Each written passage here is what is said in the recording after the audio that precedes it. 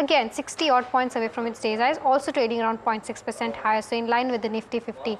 Let's also take a quick look at what the broader markets are doing. Well, in terms of the Nifty mid cap 150, the stock is up around 0.4%, and the small cap 250 is up around 0.16% only. So the small cap 250 is kind of underperforming when compared to the benchmarks as well as the Nifty mid cap 150. Let's also take a quick look at the contributors on the Nifty, what's weighing up and weighing down the Nifty. There you go. There's RIL, HDFC Bank, ICICI Bank and Infosys, which are weighing up the Nifty, but some counters that are weighing down the Nifty include Bharti Airtel, ONGC, M&M, Cipla. Let's also take a look at the breadth of the market. Where is it skewed towards, whether it's a buyer's market or a seller's market today? It's clearly a buyer's market today. Around 1300 odd advances versus 790 odd declines. Let's also take a quick look at what the sectors are doing at present. What are the sectors that are advancing? This is what are declining. There you go. The sectors like PSU Bank, which are up and above in trade, up around 1.2%. Nifty Bank up around 1%. Nifty IT up around 0.8%. Some of the counters which are not doing very well include the Nifty Media, which is down around 0.3%, Nifty FMCG, which is also down around 0.2%. Let's also quickly shift to some stock specific actions and see what Nucleus Software is doing. Well, the stock has hit an upper circuit after it announces a proposal of buyback on 22nd of August. There you go, the stock is locked in upper circuit. Let's also quickly pull up some shipping companies that are in focus today. Garden Reach, Mazagon, Cochin Shipyard, all are down roughly 4 to 8%. There you go, Cochin down around 4%. Let's also pull up Mazagon and Garden Reach. Garden Reach is down roughly 8% and Mazagon is also down roughly 9% as we speak.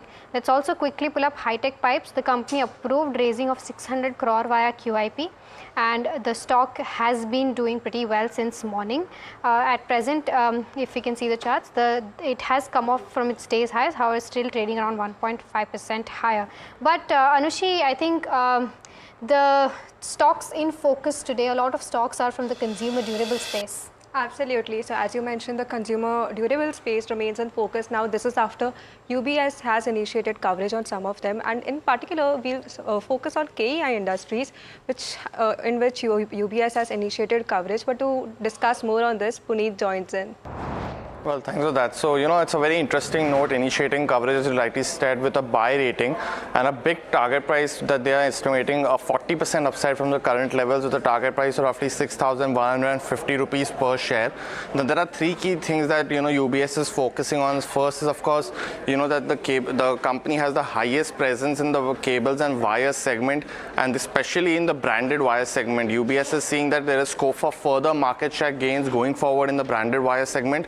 They also see that ramp up will lead to better return ratios as well as cash generation for KEI going forward as well. The second thing they are mentioning that the company has a really strong balance sheet, and improved brand strength will help expand the market further for the company and gain market share going forward as well. And thirdly, they are saying that they are estimating a top line as well as revenue as well as EBITDA CAGR of roughly 22% and 31% for the next couple of years until FY27. Because of this, they are estimating a 31% CAGR in that overall earnings, and seeing that a positive upbeat on market share gains going forward. They do highlight that there is slight downside risk of any kind of slower domestic infrastructure going forward, or creation or delays in capex going forward as well. But overall, really positive report coming in from UBS on KEI Industries this morning. Back to you. Well, thanks for that, Puneet. But now it's time to introduce our today's guest for the show. And Astha Jain, Senior Research Analyst from HEM Securities, joins in, along with Swati Hodkar, AVP Technical Research from Nirmal Bang.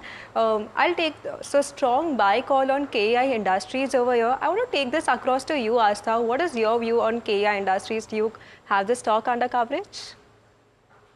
Hi, good morning to all of you. Yes, we really track the stock, and first of all want to give our stance. So we are positive on the counter, giving a buy as well as hold rating with the initial price target of around 5,400. So 5,000 is the initial price target, followed by 5,400 as the second target to this counter. Now talking about this counter, this is the leading cable and wire manufacturer.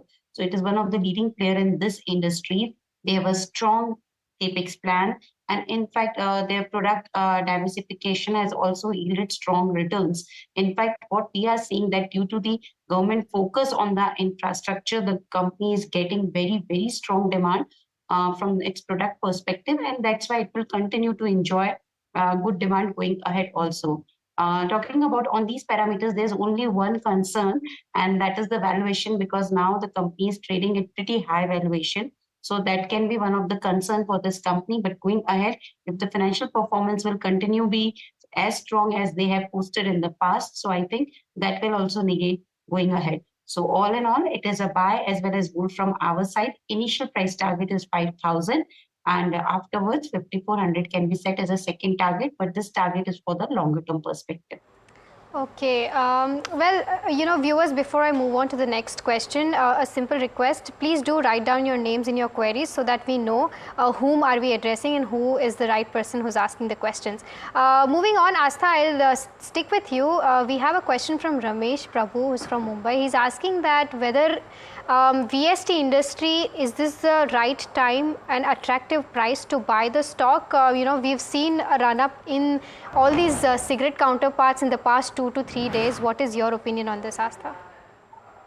Yes, now talking about VST industries, first of all, if I talk about the valuations, valuations are they are putting somewhere at around 23 price to earning multiple, whereas the industry price to earning multiple stands more than 30. So valuation wise, they are reasonable. But the point which is a little bit concern about the company or a negative about the company is the degrowth in the bottom line, which they have posted in the Q1 of FY25.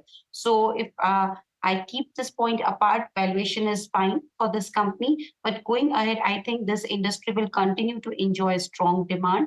And on that basis, in the future, we might see some strong financial performance also. But at present moment of a time, I think wait and watch is the better strategy just because of the weaker financial numbers, which we have seen in the Q1 of FY25. But if anyone has this stock in the portfolio, they can continue hold this counter.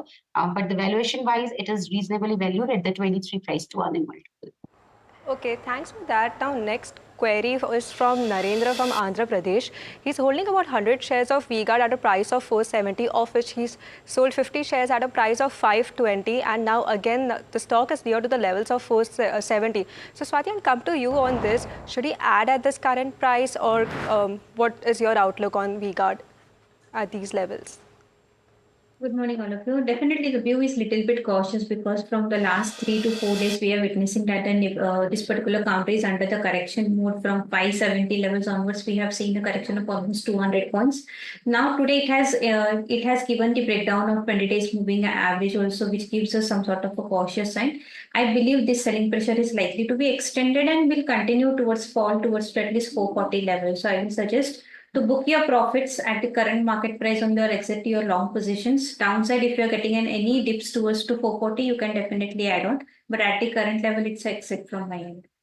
Okay, the next question is from Munis Rahman from New Delhi. He's saying that he's bought 1,000 IRDA shares at 301, and during the budget time, he bought this at budget time, but since then it has fallen almost 20%. He's asking whether he should hold it or book a loss. I think this is a two-part question. For this part of question, Swati, I'll come to you. What should he do?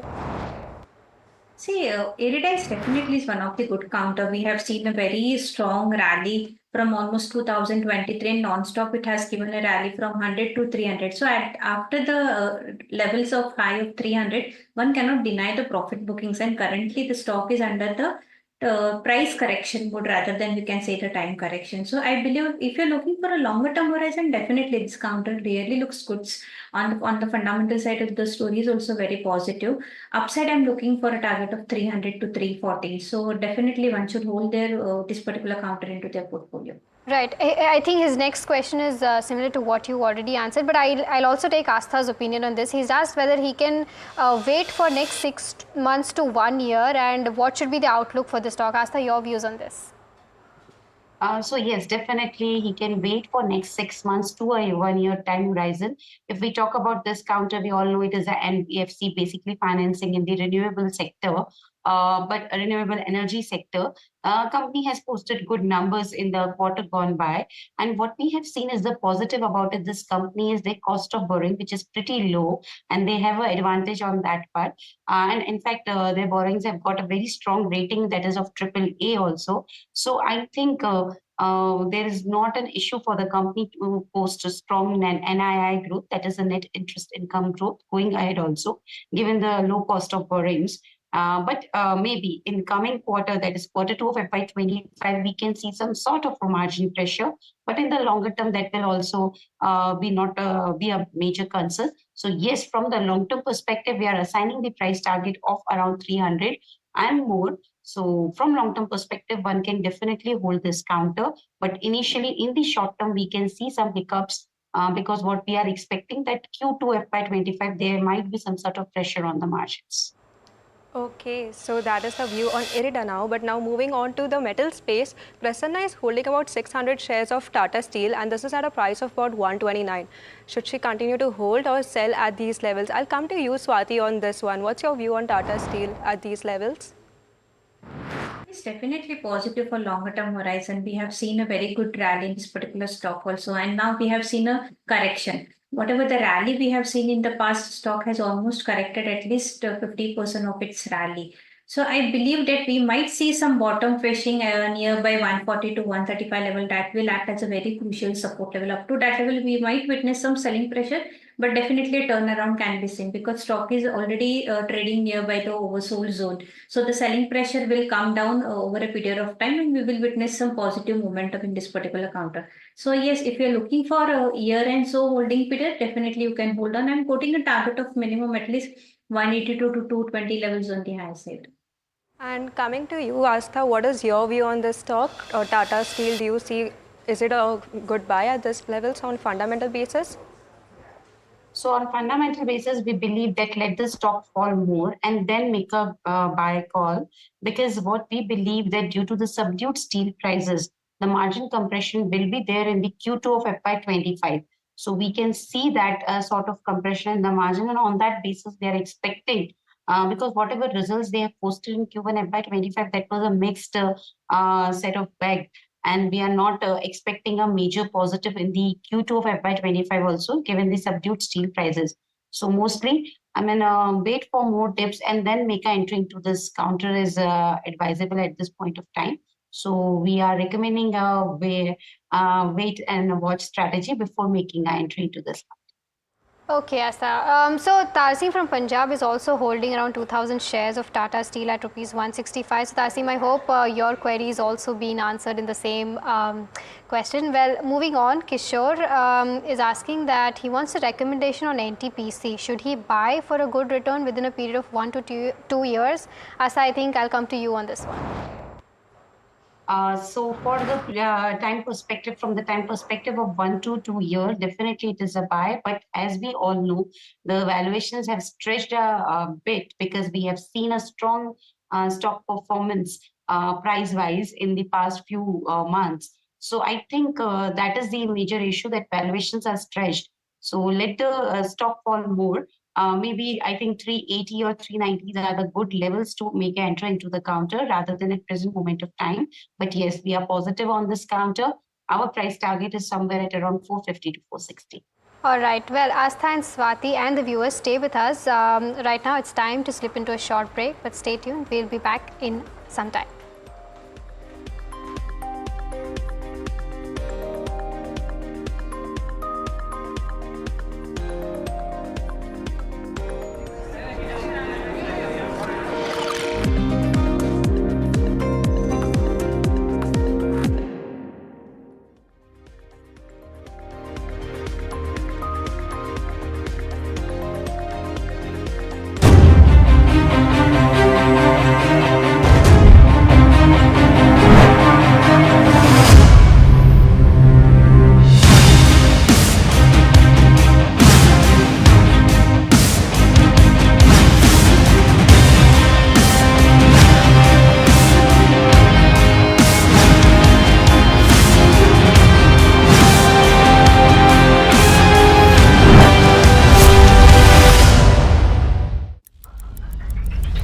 headlines you start your day with. What matters worldwide is now in the palm of your hands. Get ready to seize the day and maximize your financial potential. Stay ahead of the curve with all you need to know on NDTV Profit.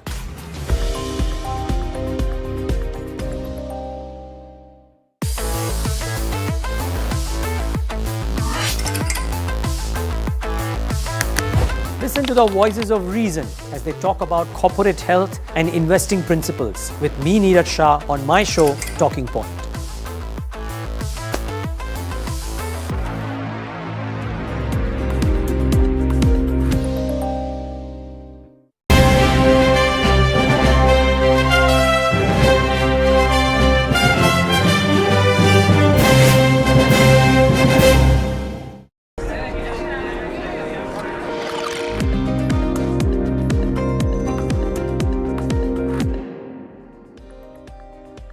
Hello and welcome back to Ask Profit, where you get all your stock related queries answered on the numbers flashing down below.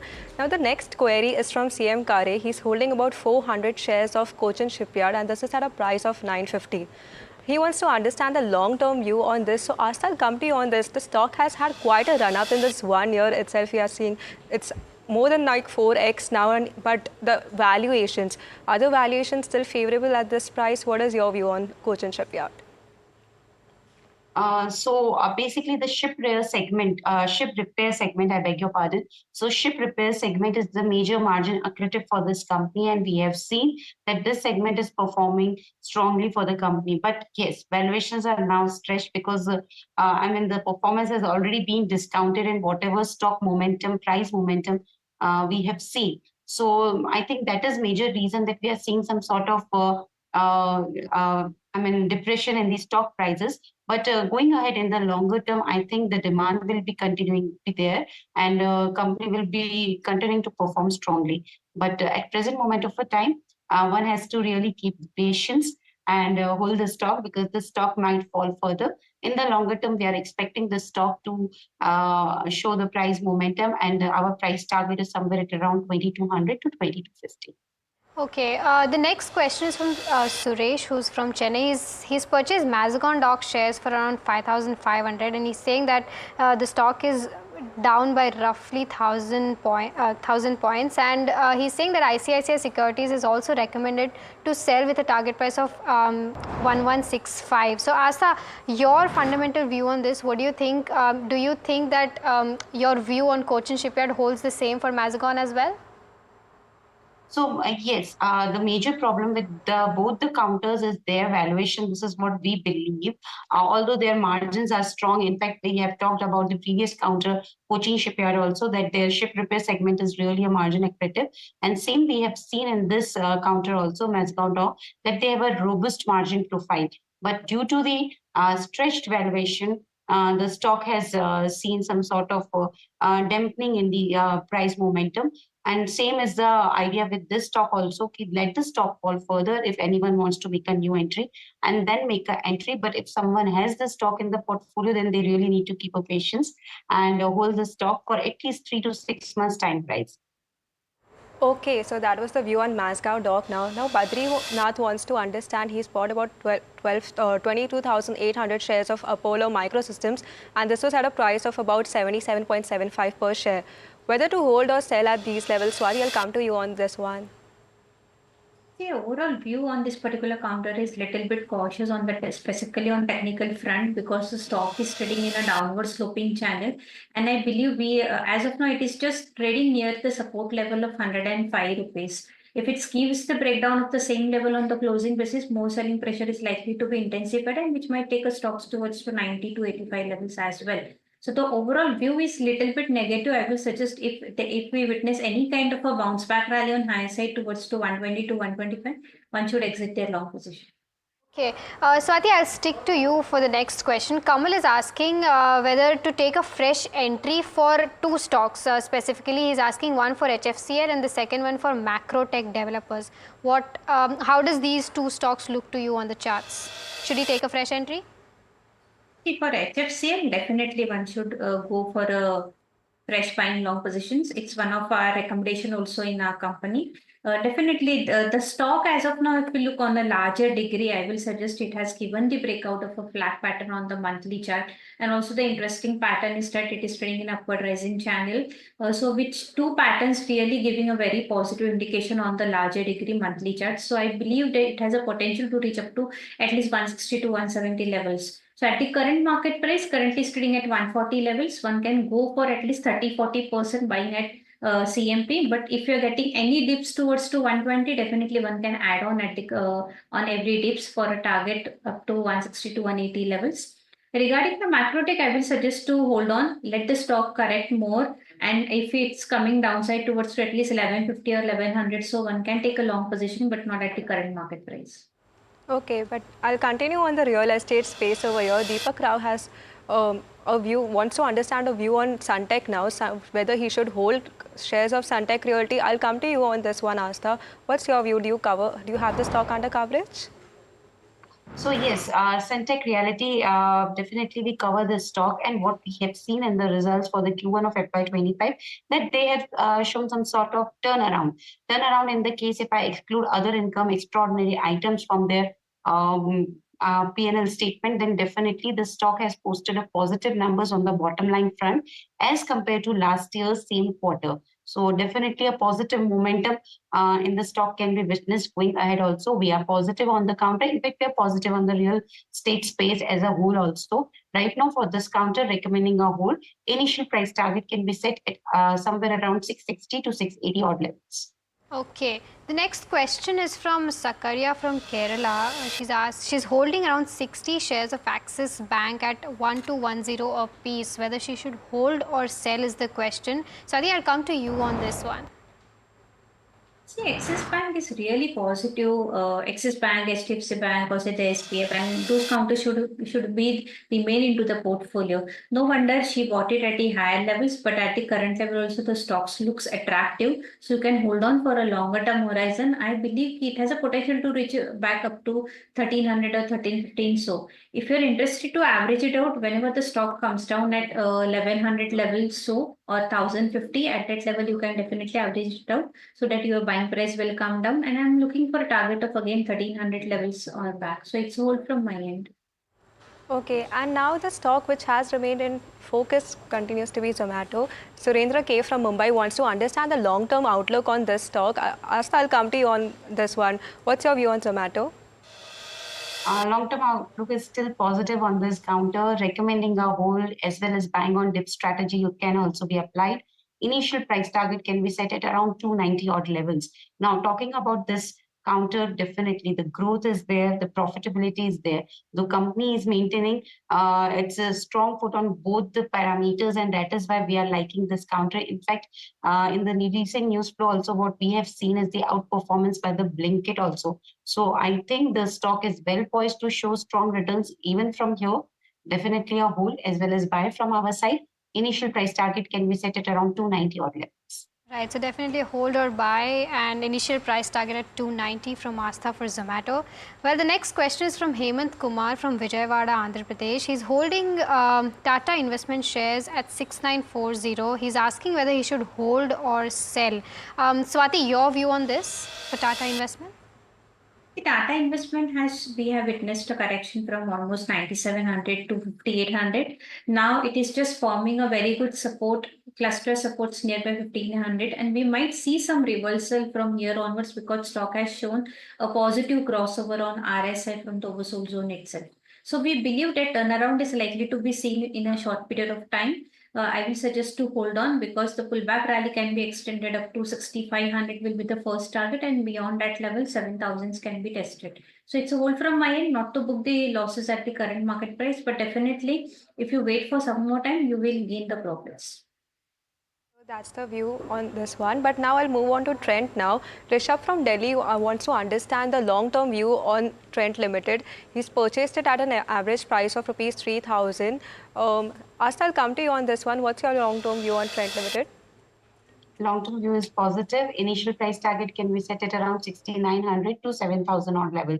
Now talking about this counter, all segments are showing strong profitability, especially if we talk about Zudio, that is working wonders for the company. In fact, we have seen the strong footfall also, and going ahead, what we are expecting the same store sales growth will continue to be positive for this counter. So positive on this counter. The only problem is that it has shown the huge run up in the past. So valuations are a little bit on the higher side, but what we are believing is that coming 1 or 2 quarter, the company will be continuing to perform strongly. So recommending a hold, 6,900 to 7,000 can be set as a price target. Okay, one last question from Arun Nair, Trivandrum, Kerala. He's holding canes from 2,600 a piece. He's asking whether he should book some profit at this stage or not. Swati, I think I'll come to you on this one. See, the stock is really doing very well. We have seen that the stock has tested its all-time high of almost 53.30 levels yesterday only, and still this strength is holding. I will suggest to hold your long positions by maintaining a strict profit stop loss of 4,900 rupees on a downside. If that stop loss get triggers, then you should book your profits, and you will get an again opportunity to take a buy call nearby 4,200 or 4,000 level. That will be act as a crucial support level, and that level you can again re-enter long buy positions. But at the current market price, it's a hold with a strict stop loss of 4,900 levels for immediate target of 5,400 to 5,600 levels on high side. Okay, a whole rating on this one. Well, that was the final query for today's show. But thank you so much, Astha and Swati, for joining in. And we'll stay updated for more such stock-related queries for you for coming to show. But with that, it's a wrap on this show. Stay tuned for more insights coming in from the other show.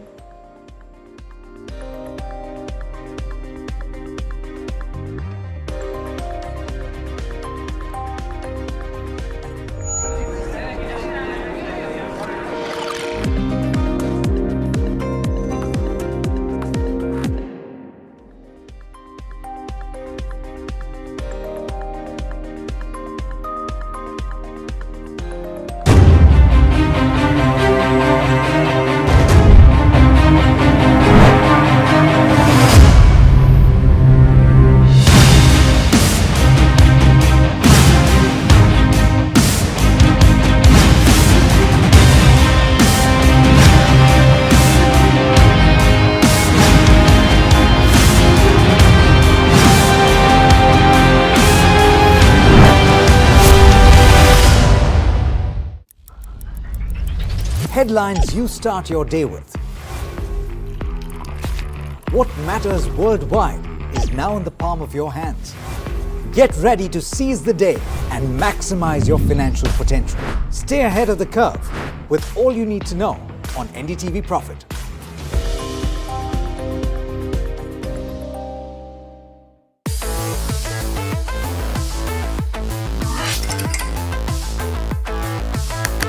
Listen to the voices of reason as they talk about corporate health and investing principles with me, Neeraj Shah, on my show, Talking Point.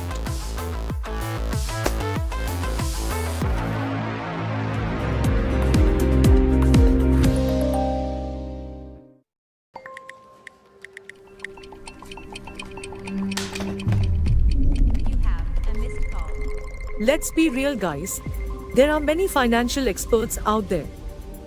Which stocks to target? What's good for long term? When to buy? When to sell? How do you stay ahead of all the financial noise to achieve your dreams? You can accomplish all your financial dreams. Let us worry about giving you the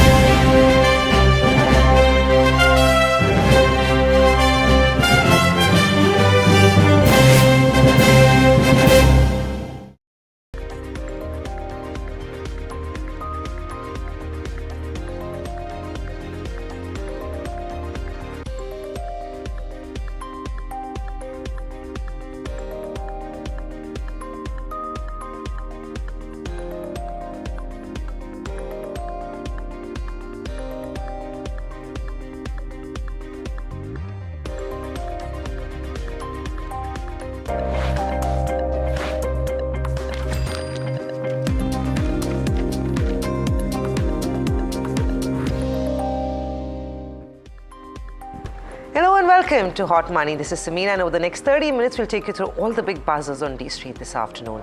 But a quick check on how the markets are doing, and surprise, surprise, it's a Fed-led rally which literally came out of nowhere. We woke up in this morning at 24,600, but we actually built onto those gains to trade around 24,700, which, remember, is a key level of resistance for traders. Well, if 24,700 on closing basis gets taken out, the Nifty could be heading all the way to levels of 25,000. It's suddenly become a buy the dip as opposed to a sell on rally market over the last few days. The breadth of the market's good, and I think that's what the bulls will be taking heart from. So it's a broad-based rally with a clear bias on the upside. Amongst your Nifty 50 movers, a quick check on what's leading the gains in today's trade, and you've got a whole bunch of names that are doing well. SBI Life is higher, HDFC Bank, HDFC Life. So NBFCs and banks are playing catch up and leading the way up for the Nifty in trade today.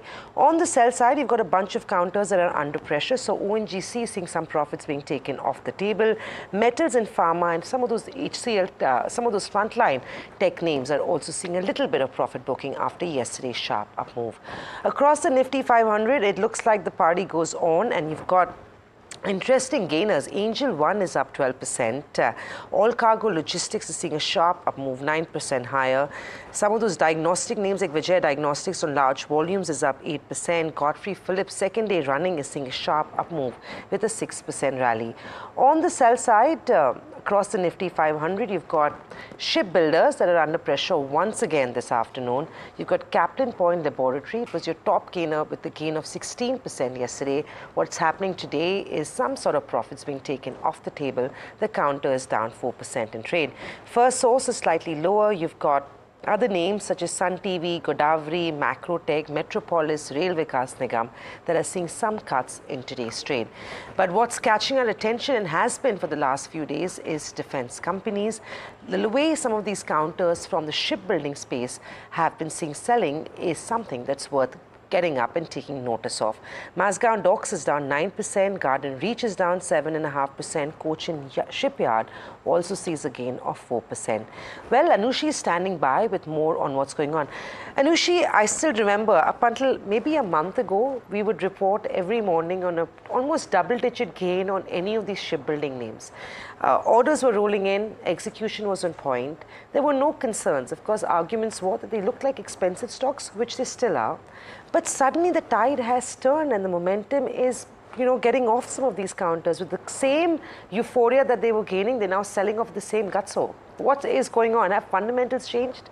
Absolutely, Samina. As you've mentioned, that just a month ago we were discussing about the good parts of the defense. And you were finding reasons to justify the rally, right? Exactly, yeah. But now it does seem that the street has caught on to this, the valuations, which is the main concern that remains on the picture over here. So now if you just look at how the stocks have been doing, it's not just today that the defense stocks have been in focus. In fact, in the last 1 month also, if you have to look at the returns of some of the big counters which have seen such superior gains over the last 1 year, like take a Garden Reach or Mazagon Dock, for example, seen about a 30% or 19% of a downtick from in the last 1 month, while Cochin Shipyard again 23% of a downtick over here. Now this is in contrast to their 1 year returns, over which they've gained about 131% to 135% as against Cochin Shipyard, which has almost gone about 5x now. But again, the whole street concerns comes up to the valuations at this point, and this is despite the company's Q1 FY25 results remaining on the stronger side. Now, even Garden Reach, Mazagon reported it's one of its healthiest EBITDA margins in this quarter. But despite that, we are seeing the stock in correction. Now, this is on the back of some of the key brokerage notes coming out with a sell rating on the stock after the kind of run-up that these counters have seen. So just to get a picture on how the valuations are looking at for some of the counters, while Garden Reach current valuations stand at about 57x, Mazagon and Cochin Shipyard following suit at about 45x to 69x.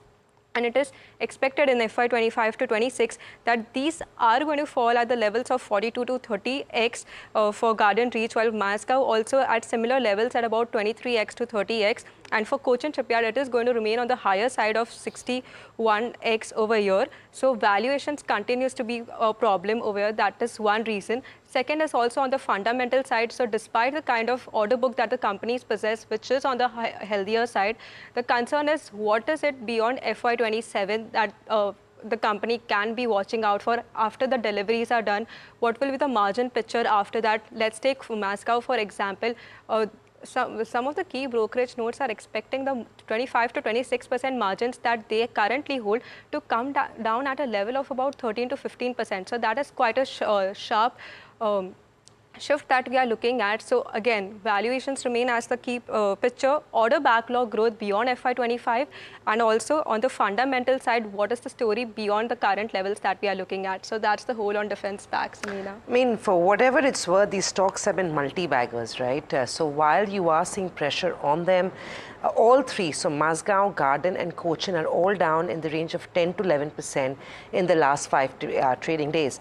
But to tell you the amount of wealth they've created, a Cochin shipyard is up 140% in the last 1 year. A Mazagon Docks is up 590% over the last few years. So these are true blue multi-bagger stocks that have generated significant wealth if you'd held on to these counters. Well, while of course Anushi laid out what could be working against them apart from valuations, hear out what the management of Mazagon Docks had to say. We caught up with them on Friday to get an understanding of the quarter behind them and what lies ahead for FY25. I would not be assigning any numbers with respect to the top line, but yes, at the same time, considering the momentum at which we are executing the projects right now, I definitely expect that over 22-23 there should be a decent growth. A better clarity would be visible to us also during Q3. As far as deliveries are concerned, during this financial year, we are eyeing for 3 deliveries. One destroyer, which is the last destroyer of Project 15 Bravo, the first frigate of Project 17 Alpha, and the last Scorpion submarine, that is the 6th submarine of the Project 75. Apart from this, if things go well and as per plan, then maybe we can look for a second delivery of the frigate also during the financial year. So that would be a record performance by itself. However, the second frigate remains a bit touch and go kind of a situation. It could be the end of this financial year or early next financial year. As far as the bottom line is concerned, yes, going ahead also, we see reasonably good margins, whatever we have been posting, because the deliveries are happening as per the schedule or prior to the schedule. As a matter of fact, in case we are able to deliver the last destroyer by October also, this would be almost around 5 months before schedule. And any delivery before schedule has a significantly positive impact on the margins. Oh, well, that's the management talking about the road ahead for FY25. Raghvendra Kedia, founder of Prosperity Advisors, now joins in. Hi, Mr. Kedia. Thanks for joining in. Let's take a cue and start with Mazagon Docks, and of course, then I'll get your perspective on Cochin and Garden Reach, because they seem to be moving as a block, at least in the recent few years. What is the view on Mazagon Docks? Have fundamentals changed, or is it just that it's now time to take profits off the table because these stocks have generated significant wealth for investors who've held on? Good afternoon, Sabina. Definitely, as you very well articulated, that the stocks have run up too significantly. I mean, in proximity of around 200% returns in the last 1 year, and have been 5x in the last 3 years or so. But if you see overall, as a defense space, this sector or this space was non-existent until 2018 or 2019. It was just the Make in India focus and then the defense focus of the government that these steps came into limelight. And we think that there are more legs to this value. And any correction is just like currently when market is at life high levels, the stock are at their life high levels. So it is largely driven by profit booking versus anything else. Even if you see the quarterly earnings, they have been fantastic in terms of the earnings growth, revenue, margins, and even the global expansion. So across Mazagon Dock, Cochin Shipyard or Garden Reach, the fundamental story still remains intact and the stocks still remain as a buy on dips at every levels, as all the 3 themes, the defense play, the Make in India focus, and the overall global expansion on the valuation metrics are intact and looking very healthy even at current levels. Raghvendra, all these 3 stocks are available 10% cheaper than they were last Monday or Tuesday. Is this a good time to buy these stocks, or would you wait for some more correction? And if yes, could you quantify that for our viewers? let me list these stocks. I mean, we do like all three, the entire shipping space and the entire defense space, but Cochin Shipyard remains our top pick in spite of the great run-up the stock has had. In terms of what is current level, a good entry level, the answer is yes. And these remains, if they are further corrected for reasons of a market correction, then a 5 to 7% correction would be a very good entry point in these levels. So let's say a 2000 or a 1950 levels on Cochin Shipyard would be a great entry point. And we expect that Cochin Shipyard, looking at the earnings for Q1, the target for 1 year investment horizon would be in the range of 30% plus. So somebody buying at 2000 levels can aim for a target of 2500 to 2600 for a 12-month horizon. So there will be outperformance at current levels, and very specifically, it's a buy at current levels and buy on dips. It's a buy at current levels, and any dip should be used as an opportunity to buy. That's heartening to hear. Well, another space that's buzzing today is cables and wires. UBS put out a report this morning upgrading its call on KEI Industries and Polycab. Of course, what KEI and Polycab have done, they've also taken the rest of the sector higher. So stocks like RR Cable or a Finolex are also trading in positive territory. Puneet is joining us with more on that. Puneet, it's not, I know that the report came in on a KEI and a Polycab, but the whole sector is buzzing this morning, or rather this afternoon. What does the report say, and what are the price targets on KEI and Polycab? Well, definitely, it's initiating coverage on both these stocks with a potential upside for 40% for someone like a KEI Industries. Let's start with that. They mentioned that, the company has the highest presence in the cables and wires segment and are anticipating 3 key points going forward. The first one, of course, is seeing a higher scope of market share gains in the branded wires segment for KEI. It is also seeing that the ramp up of this particular segment or branded segment will drive the growth, return ratios, as well as cash generation going forward for the company. The second point they're highlighting is, the strong balance sheet as well as the improving market share and the branding that the company has focused on over the last couple of years post-COVID. That's also resulted in strong gains. And finally, they're expecting a top line as well as an EBITDA CAGR of roughly 22% and 31% over the next couple of years for KEI Industries. Let's also look at Polycab. They've initiated with a target price of 8,550. Now, this is a 27% upside from the previous close, and they mentioned that, Polycab will be a major beneficiaries of the electrification infrastructure drive going forward in the country. Now, Polycab has presence apart from the wires and cable segment as well, and they've highlighted in this particular report, specifically seeing that 40% of the domestic electrification market is where Polycab is present, and it's also increasing this, the TAM for the particular market. They are mentioning that the export business model is distribution-led, which is also a higher margin business for Polycab, which should continue going forward. And lastly, they are seeing that, a couple of factors such as growth-led, volume-led growth, as well as the ramp up in ad spends and B2B focus of the company will be strong going forward from here as well. They have mentioned that they are forecasting roughly 20 to 23% growth in revenue as well as EBITDA over the next couple of years, and hence the positive view on both these companies. The branded share is something that might be, aiding something like a Finolex cable, as you rightly said. So overall, very positive on this particular space, and these two are the buy calls that they've initiated this morning. Back to you. And the stocks have responded well to those buy calls. Thank you for that, Puneet. Raghavendra, what is your call on some of these cable and wire companies? Finolex, I'm going to add because it's buzzing on back of what the UBS upgrade on KEI and Polycab came with. But KEI, Polycab, RR Cable and Finolex cables, what is it that you like, and what are your target prices on some of these stocks? Would you consider adding them to a long-term portfolio rather? Well, broadly, Samina, we like the sector across the wire and cables space. And Polycab is our topic in all the names you have mentioned. The reason purely being on a valuation matrix. Currently, the stock is trading at 55 times its at the P multiples. And at Polycab at current levels is a debt-free company. And the way they have expanded a pan-India presence is very heartening in terms of the overall growth and revenue coming from the Indian market, which is the biggest revenue generator to Polycab. So at levels of 6,700, we still think that there is a good juice of around 20% in this stock on the upside if you hold it for an investment horizon of at least 1 year.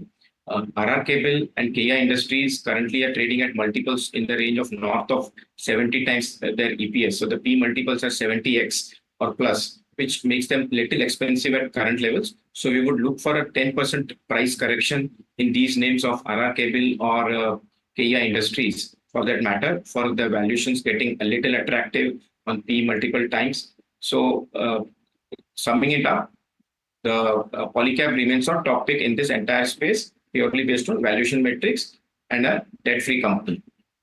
That's a constructive call coming on the wire and cable companies. We'll take a break. We'll come back and talk about a few more stocks on the other side, so stay tuned.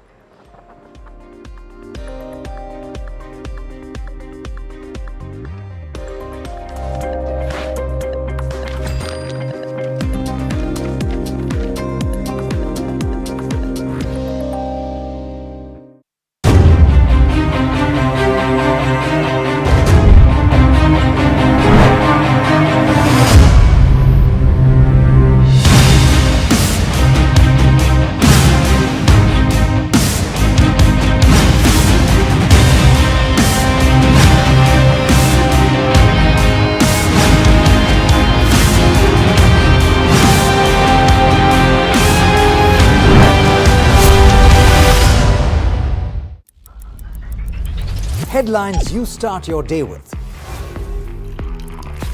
What matters worldwide is now in the palm of your hands. Get ready to seize the day and maximize your financial potential. Stay ahead of the curve with all you need to know on NDTV Profit.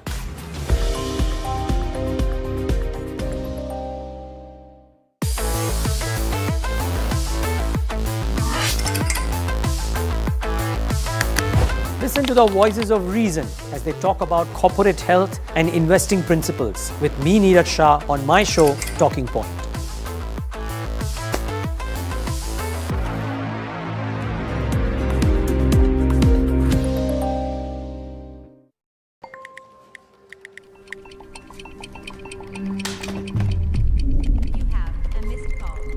Let's be real, guys.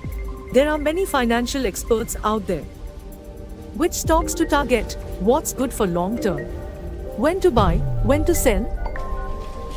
How do you stay ahead?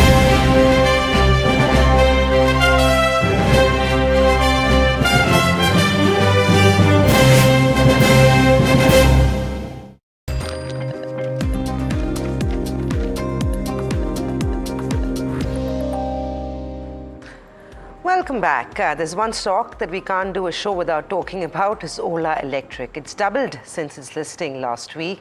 Today is one day when the stock is seeing some profit being taken off the table. Also, of course, what's important to note is there was a block deal that took place on the counter early today. Well, we have with us Puneet again, who's going to tell us what's happening on Ola Electric. Puneet, is it simply profits being taken off the table as the stock has doubled in the last 5 days, or is it more than catches the eye?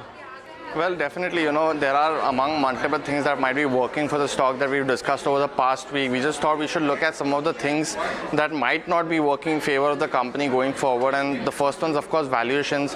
EV to sales now at 12 times going forward, and that's a very expensive valuation for the company. No guesses that it's a very expensive valuation. It's also to note that it listed at 5 times EV to sales, which is generally the valuation that startups get. So definitely doubled in terms of valuation and stock performance. What's important to know is also that Zomato traded around EV to sales of roughly 11 times before it corrected again. So that could be one of the factors going forward. Profit booking definitely. Among the other things, of course, a new entry into the EV bike segment. Now that's a very niche segment going forward compared to industry volumes. Just 10,000 EV bikes sold last year versus scooter segment, which is already close to 9 to 10 lakh scooters which are sold in the previous year. So of course, Ola will have to be a category creator, and it's very important to see what the customer response is. Among other things, it is a loss-making company, and HSBC is the only brokerage covering the stock. They have a target price of 140, which has already crossed, and they estimate that Ola will be only profit-making from FY27. So another 8 quarters of loss-making entity is what is expected for Ola Electric.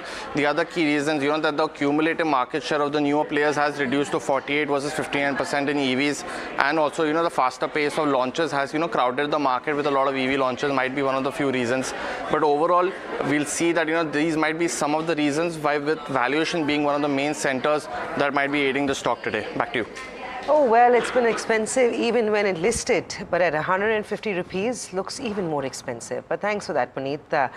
Raghavendra, this is an interesting one, right? It seems like the most aggressive, optimistic positives were priced in at Ola. It looked expensive at 70, 75 rupees, looked even more expensive at 150. Today's weakness should be bought into, you think? Well, the major run-up in the stock post the IPO listing was largely because it was one of its kind, and the entire electric vehicle EV space theme is actually a very fancy across the investors. But this today's correction and of around 7%, which has brought the price down to around 135, 137, we still think that it is expensive and can be avoided at current level. The reason being that it's huge imports from China coming into the Indian market through unorganized players. So that could be a very big competition for Ola Electric in the quarters ahead. As you said, the EV market is still 1% of the overall two-wheeler market space of India. So there is still a great headroom for it to gain. But so far, the traction has been on the growth side very slow. So that's another concern. Ola is still a loss-making company. Ola Electric is still a loss-making company. And until the company comes to its stable EPS, positive growth, positive profit, then we would review again. But till that time, it's an avoid at current levels or even at levels of 120, 115. We would wait for the stock to report its quarterly earnings, see if there is some good traction in terms of profitability and management do walk the talk. Till then, it's a avoid. We would be happy to sit on the fence and wait for the stock to correct into double digits again. This is, of all the stocks you've talked about, this is one that, Raghavendra, you're not taking the plunge, sit on the sidelines. That's the word coming in on Ola Electric. Remember, there's only each piece that covers it, so there's not enormous amount of coverage on the stock. And more importantly, it's a loss-making entity, and not too much has changed in the last fortnight for the stock. But another one that's catching our attention, turning out to be a top gainer this afternoon, is All Cargo Logistics. And I believe it's the July business update that's driving the stock higher. Varsha is standing by with more on this. Varsha, it almost seems like the market is looking for opportunities to reward stocks in today's day of trade. So All Cargo Logistics seems to be a beneficiary of that. But a very healthy July month for them? Yes, Amina. So if you see the surge that we are seeing in stock prices post July business update that company has been posted, so that less than container load volume saw increase of 6% month on month and 5% year on year. Volume was similar to its highest ever monthly volume in August 2022. This increase was due to improved global trade and companies' growth initiatives. Now they expect momentum to remain throughout the year. Also, the volume increase witnessed in all major regions such as US, Latin America, Europe, Asia Pacific and the Middle East. Their full container load volume was similar compared to June but saw 7% year on year of growth. Now volumes have been flat with marginal declines in China, Vietnam and Mexico, and also increase in India, Turkey and UAE. So basically because of the good July, we are seeing this surge in the stock price. It's been a good July for All Cargo Logistics, and the euphoria is being reflected on the counter. Thank you, Varsha, for that. Raghavendra, do you track All Cargo Logistics? They've managed to do okay in terms of business updates for July. I'm assuming looking ahead into the next quarter, the numbers on back of this could be fairly impressive. Good time to buy All Cargo Logistics at a 9% rise. The stock still looks good to you? Well, this 9% rise makes it slightly expensive, but if it comes down to levels of 63, 64, or somewhere lower to that, it becomes a better buy. But overall, we like All Cargo Logistics, and the way they have retained their June numbers for July in terms of the overall growth, in spite of some tensions or slowdown based on the Red Sea crisis in terms of the movement of international cargo across the Middle East region. So with that concern going past by, and the company has done very good July month, I would say, which is very much equal to June numbers, but on a YOY basis, it's still it's a 7% growth. That's very impressive. So any dip based on a market correction could be taken as a buying opportunity. We believe that once India becomes a $5 trillion economy, there will be massive exports, massive imports, and All Cargo Logistics would be a theme to play this entire move of India towards the third largest economy in the world. Logistics company could be a backbone of international trade for India, and All Cargo Logistics as a stock could be a bet on this entire theme. Right, well, that's the word coming in on all cargo. Looks a little expensive with a 9% up move, but Raghvendra likes the stock. Thank you, Mr. Kedia, for joining us today on the special show of Hot Money. In the meantime, the markets are looking good. 24,700 is being respected and held on quite well. On closing basis, if 24,700 gets taken out, we could be heading all the way to 25,000. This week is all about Jackson Hole Symposium, which is expected on Friday, where we are going to be all anticipating and watching what the Fed chief is going to say about the trajectory of rate cuts. That's what's driving global equity markets, and that's also what's driving day straight. With earnings season behind us, the focus will remain on, of course, global cues. Well, in terms of stock-specific action, we've highlighted a few big movers and shakers for you. Apart from that, you've got Angel One that's up 12%. All cargo is looking good. Wire and cable companies are seeing some buying. Godfrey Phillip continues to do well for the second straight day. You've also got sporadic gains in the likes of a Balram Purchini, UTI Asset Management, Usha Martin, Vijay Diagnostics that are trading on very healthy volumes. On the sell side, you've got shipbuilders that are seeing heavy selling in today's trade. But with that, it's a wrap on the show. Thanks for watching. But stay tuned to NDTV Profit.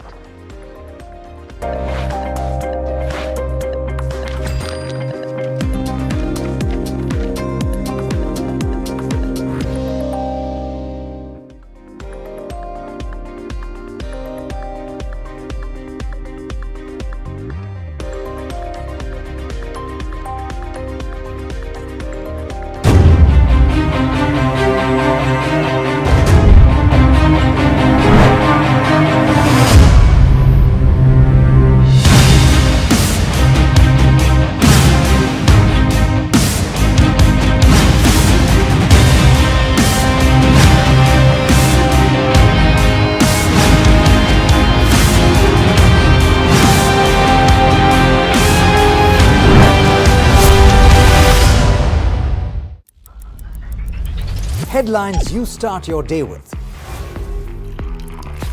What matters worldwide is now in the palm of your hands. Get ready to seize the day and maximize your financial potential. Stay ahead of the curve with all you need to know on NDTV Profit.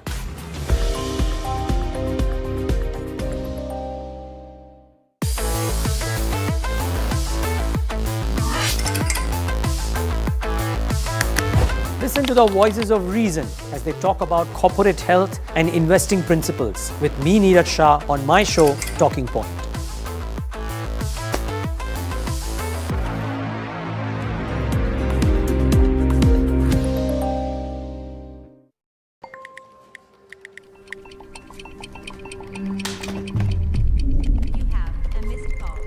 Let's be real, guys. There are many financial experts out there. Which stocks to target? What's good for long term? When to buy? When to sell? How do you stay ahead of all the financial noise to achieve your dreams? You can accomplish all your financial dreams. Let us worry about giving you the right investing insights on the Portfolio Manager.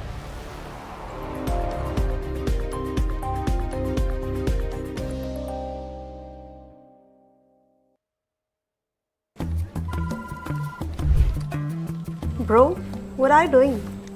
I'm trading FNOs. So, have you made any money? So it's simple.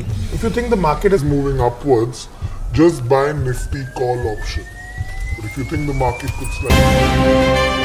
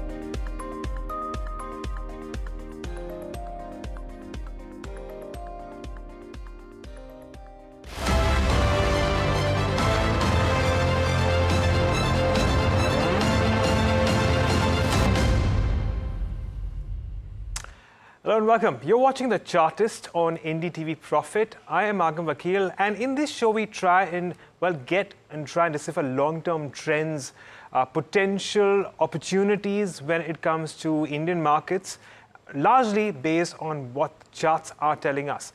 Today is our first show of this particular series, and joining me for this one is Dr. C.K. Narayan. He's the founder of NeoTrader. Mr. Narayan, thank you so much for joining in. I'd reckon that it would make sense for us to take stock of the benchmark indices right at the top, what you're making of them, where are they currently, and where do we go from here?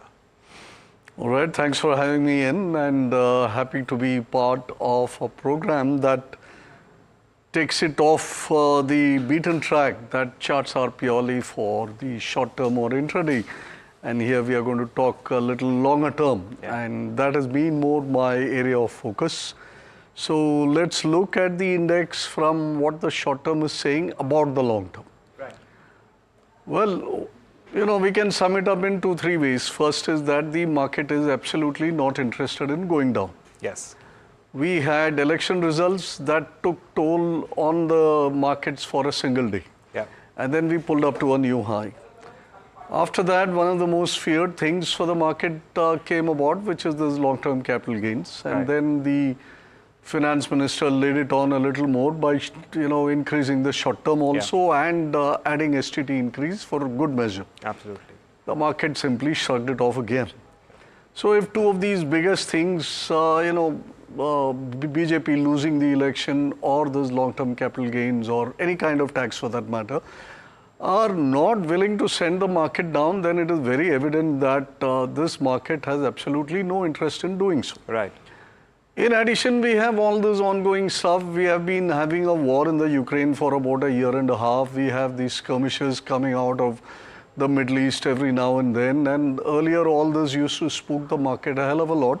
Yeah. But those things have simply been brushed into the kind of background. So again, you're not having anything which is spooking the market in any which way except for a day or two. Right. In that context, we have to think that the long term is steadfastly up, in which case every dip that you get in the short term is something that is to be used for getting into the market rather than think about the markets going down, etc. Right. Recently, we had the markets going down with a gap with that scare from Japanese markets, which everybody and their uncle were talking about carry trade, and I'm sure 90% of the people have no clue what a carry trade is all about. But the market went down on it, so everybody is about carry trade. Yeah. Market went down with a gap, didn't recover for about 7-8 trading sessions, but in the last couple of sessions, it has kicked up and pretty smartly too. Right. So it seems that we are returning to business as usual, and now, of course, the much awaited event would be a breakout past 25,000. Right. Which will once again get the juices flowing. Right. Mr. Narayan, want to talk about fund flows at the moment. Usually when we see such sharp rallies, such strong rallies, you usually have the support of foreign investors. That's been lacking because if I consider the kind of inflows that we've seen on a financial year-to-date basis, it's barely $600 million on a net basis. And we've seen markets rally despite that. Do you think that these investors are perhaps waiting on the sideline to wait for a correction? And do you think that that could eventually be something that could provide the next leg of rallies?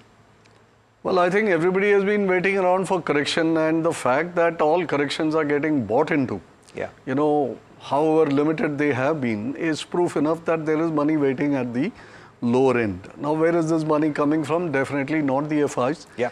They come in and do their stuff periodically now and then, but then, like you mentioned, they are net, very small positive for the year, and I think I read August is a net negative. Right. Some 21,000 crores. So they are not the key movers of the market right now, although historically they have been the biggest movers of the market. Yeah. What has had, transpired over the last 3-4 years is this deluge of money coming from SIP accounts and and allied. I think that has completely changed the game, and therefore the FIs as a factor has been pushed into the background. Yeah.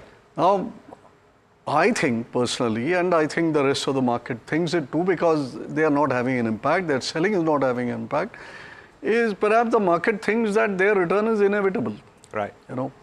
Their backyard is now giving them about 4% yield. So why would they go and seek some, slightly better than that anywhere elsewhere in the world? Sure. But then now we have these indications that there'll be rate cuts and all that, and bond yields are coming off in the US. So I think by the time it slipped beneath 4% and all that, you will then start having positive noises in that area that FIs will now have to come back. Right. Now they all deserted the market, so to speak, at much lower valuations. And they were perhaps thinking that at that point of time that was rich valuation and they'll get it cheaper, but that has not happened. Valuations have been moving up, and now there is lots of justification that this is fair.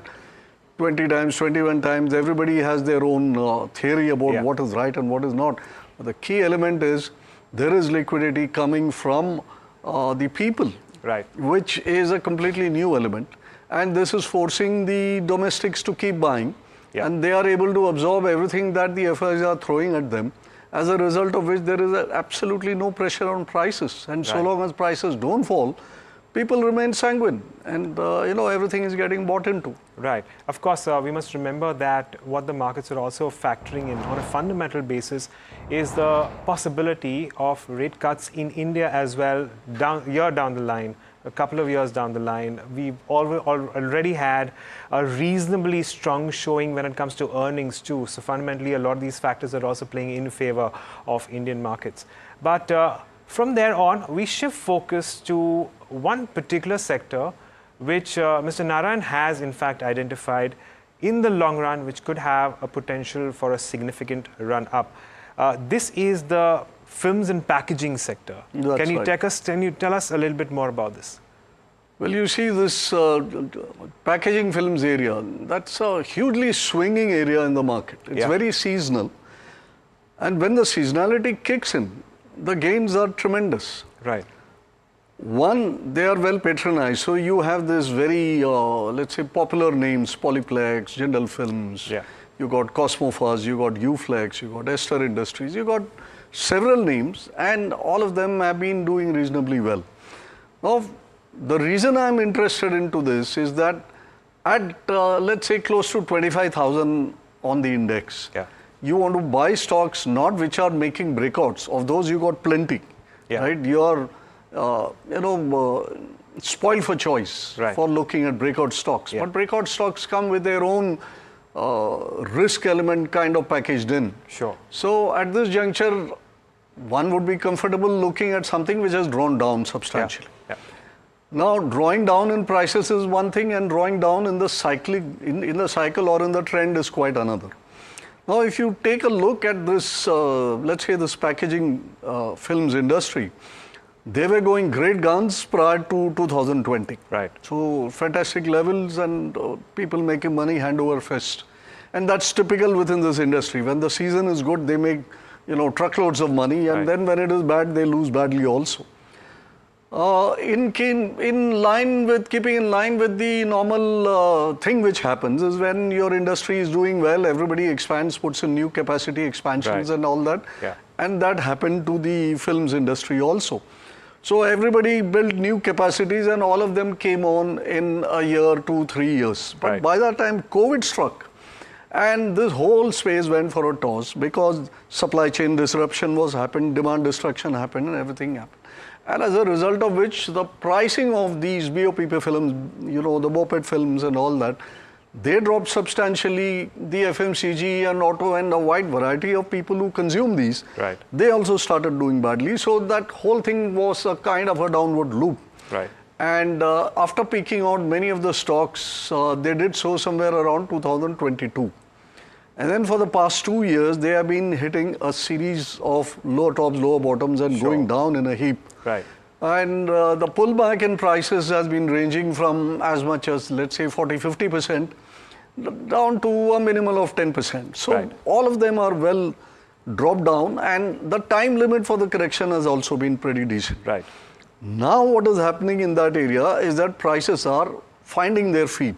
If you read the commentary of most of those, the companies, all of them in unison have been saying that we are seeing now sort of green shoots. Right. And there is a turnaround. There is a turnaround in the end user. There's a turnaround in the prices of all these BOPP.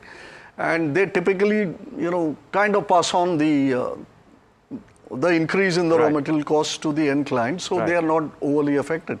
So there is a turnaround within the industry. Now, it may still be a bit of a fledgling. Like prices fell from 40, 50 to 10 rupees and then 8, 10 rupees. Now they are up some 12 or 13 rupees. BOPET films are done better. They have gone up from somewhere around 10 rupees to about 20 rupees a kilo and all that. So there is an improvement. And recently, if you see the last set of quarterly numbers, last quarter number only, taken collectively, they are more or less, kind of even. There's really no aggressive change in the numbers. But then you're talking about all the managements who are looking ahead with a lot of expectation. Price rises on the mend and stock prices are on the mend. Right. Eventually, fundamentals get reflected in stock prices. Absolutely. So, which is why, doing a technical analysis study of prices gives you an idea where fundamentally things are on the mend. Right. And I'm finding that within the whole of the, let's say, packaging film industry, and that is why my interest. It is an interest, it is an area which is well patronized, well followed. And then B, when the going is good, they really make a lot of money. Right. And C, the stocks perform extremely well when the cycle kicks in. I think all those things are getting ready. We have the first of the rises which has happened. And I think it's a place to pay attention to. Right. So, since we've spoken about this particular one, let's pull up a handful of names and see how they have done over the course of the last 3 to 4 years. Because, well, they say that the trend is your friend until there is a change, and that's where around the bend. And I want to actually talk about the recent strength that we've seen in a handful of these counters. So if you disregard what's happened in the last 3 to 4 years, and so this is of course a chart of UFlex, which is actually showing a decline, and now it does seem like it's moving back towards its highs it made several months ago. Let's put up something like an Ester or Jindal Poly, and we can actually see that there has been an ever so slight up move in the recent past few weeks. And as Mr. Narayan was also pointing out, that there's been a little bit of a change in the fundamentals too, and that has actually led to a little bit of an improvement in terms of its prices. Though a lot of these companies are very far away from their life highs, but the fact that you're actually seeing, firstly, as you'll notice, a lot of these companies are actually seeing consolidation for many weeks and months, and after that you're actually starting to see a little bit of buying return. So that means that a lot of analysts call this a distribution phase, and it does seem like that seems to have come to an end, and now it does seem like buying has returned to a lot of these companies. If you consider all, the group of these stocks, what are the stocks that you think are poised that perhaps could outperform its peers, the rest of the bunch? Well, like we mentioned, there are a bunch of stocks which are already meeting up with some interest in the market. Right. Now, my personal pick among this whole lot is UFlex. Right. And the reason is more technical in nature rather than fundamental. Fundamentally, they're all similar. Everything is improving. They've all been maintaining, except I think Ester, which has been in a loss. Right. And I think UFlex also last quarter, there was a bit of a loss. So it would, kind of pick up later. But the key reason is, if you look at all of them as a group, now they've all had big declines. Like if you take Polyplex, which is one of the most well-patronized stock within this pack. Polyplex actually from the high in 2022 declined by about 42% from its high, which is like quite big. If you take Ester, that had a decline of something like 58%. Yeah. In contrast to that, you had Cosmo First and let's say Jindal Poly or something with about a 20% decline from the high. Right. UFlex is unusual in the pack that it had only a 9% slide from the top. Sure. So this straight away tells you that whoever are the holders of UFlex or whatever is the view towards UFlex in the market is not as bearish as it is with respect to the other companies. Right. So that is point number one. Right. Now, you come to the point on the same set of charts as to what is the recovery after this big fall. Right. because a fall being limited is one signal. The recovery from the fall is quite another signal, and collectively they give you something more. Right. So if you look at the recovery, then Polyplex again has recovered about only 23.6% retracement of the whole fall. Right. You have Cosmo First, which has gone till about 50%. You got Jindal Poly, which has gone up to 38%. Right. You have Ester, which has done about 55%. And you have Uflex, which has almost completely retraced the whole fall. Right. So Uflex high, if I recall correctly, was somewhere around 775, 785, somewhere there. Yeah. And we are currently trading in Uflex at about 750 already. Right. So Uflex is the one which has also shown the max amount of recovery. Right.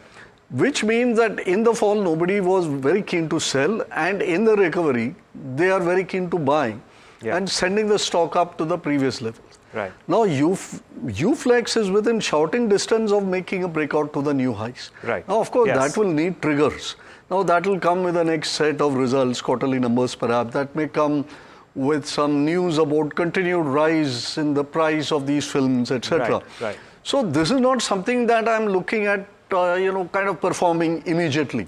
Right. Now, these are all recovery stocks, and if you also just go and do a search, these were well-tracked stocks in the past, but you will be hard-placed to find a buy report in any of these names in the recent past. Right. That means they have all dropped out of sight. Absolutely. So right. that means too much of ownership does not happen. So this is the first flush of advance Right. where stocks are getting bought into. Right.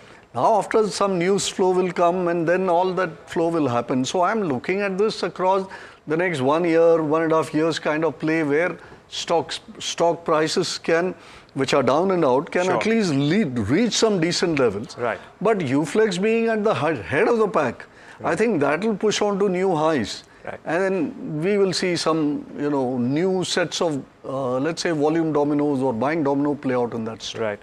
So that's Mr. how they are placed collectively. So, Mr. Narayan, wanted to address risk management in this case. A lot of traders and investors out there firstly struggle in at what point in time should they add on to their existing position.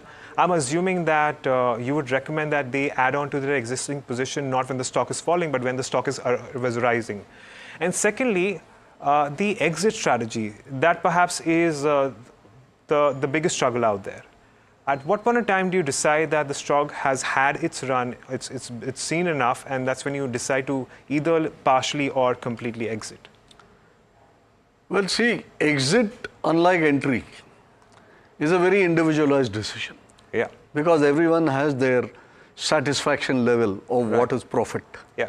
Whereas there can be a decent amount of consensus about where it is to be bought. Yeah. Because on value, based on what they read, whom they listen to, etc., everybody gets an idea of that stock A or B is at a certain value where it should be bought, the risk is low and all that. Yeah. But when it comes to exit, there can be a variety of items to be considered.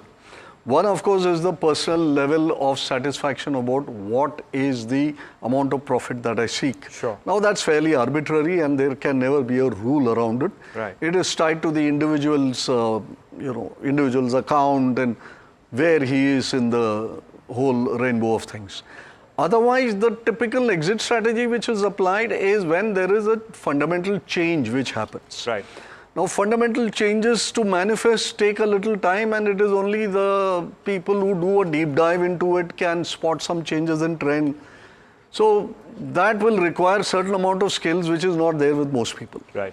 So exiting near the top therefore becomes one of chance, and for a few people by design. Yeah.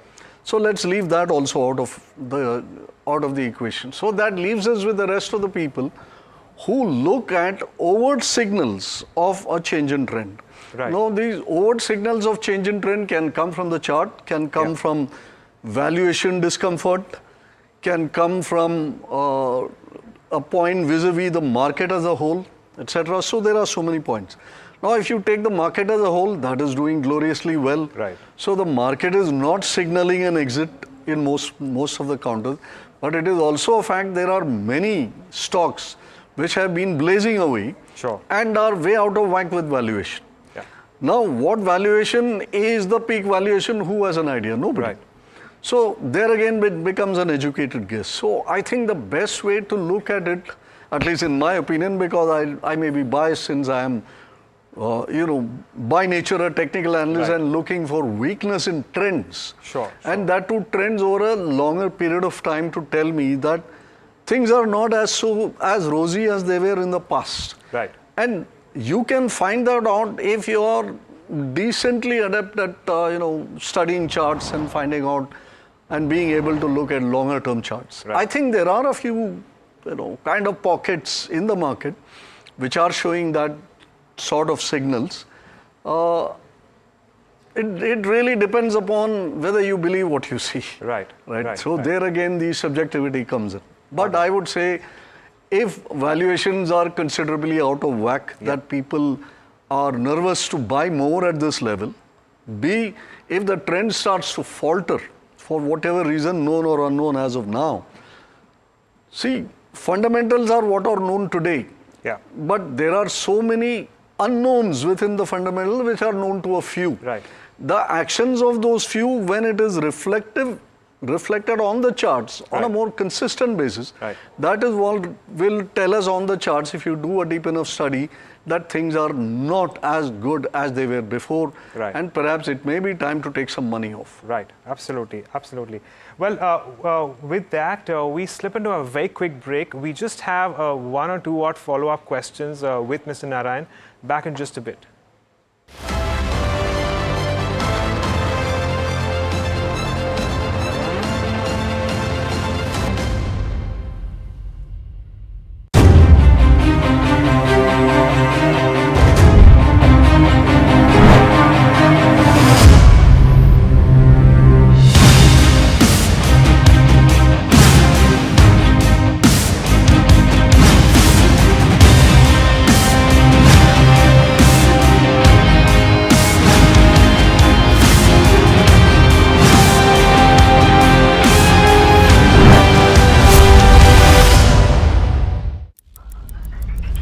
Headlines you start your day with. What matters worldwide is now in the palm of your hands. Get ready to seize the day and maximize your financial potential. Stay ahead of the curve with all you need to know on NDTV Profit.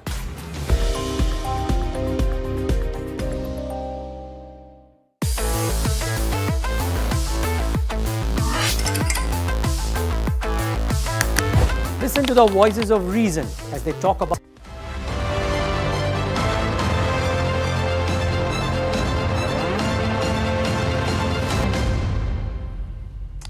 Welcome back. This is the first edition of The Chartist on NDTV Profit, and we are in conversation with Mr. C.K. Narayan. Mr. Narayan, I reckon, the final thing that I want to touch up was on what could potentially be an end to a theme, and that is the defense sector, because we've actually seen a whole lot of these companies like Mazagon Dock, Cochin Shipyard, Garden Reach Shipbuilders come off significantly from their highs. What is your observation here? Well, undoubtedly, the defense sector has been one of the biggest in terms of delivery of profits, and that, they've all gone up 20 times, 30 times from, the basis that they used to maintain. It's also moved from among the most hated to the most loved. Sure.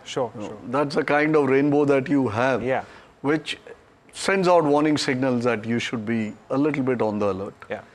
Right now, if you look at it on the charts, the pace at which things are changing and the kind of trend strength which is showing up in all these stocks, that is starting to slacken. Which is not really a surprise because, all technical tools measure cycles. And cycles tend to show up on the charts in the form of some divergence patterns. But divergence has to be married to a trend change. Right. Now, what you are having is part A of the equation in many of these defense stocks. That they are starting to show you that the cycles are starting to weaken or falter a bit.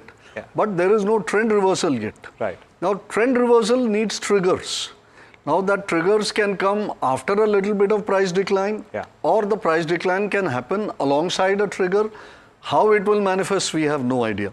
But we are seeing signs of some kind of exhaustion starting to appear in all the defense stocks, not just the few names that you mentioned.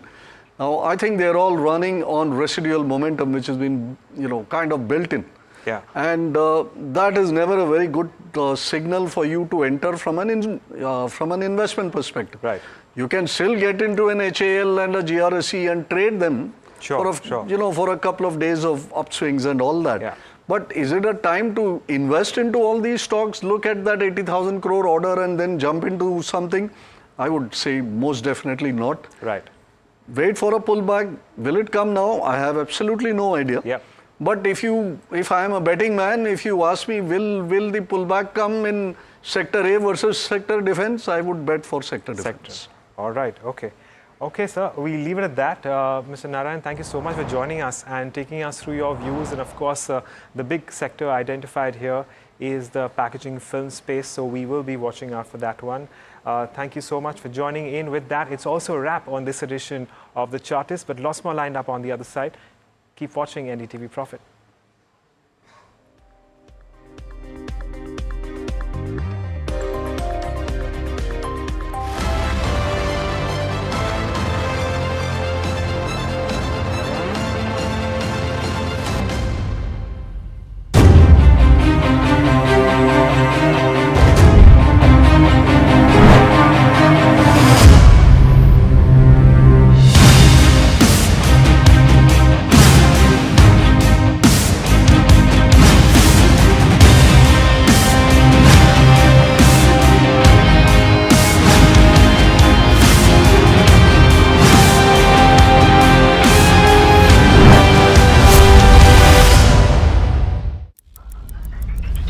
Headlines you start your day with.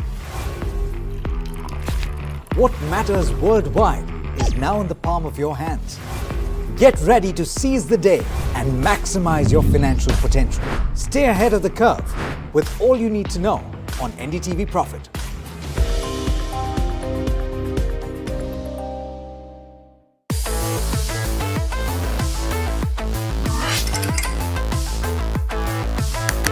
Listen to the voices of reason as they talk about corporate health and investing principles with me, Neeraj Shah, on my show, Talking Point.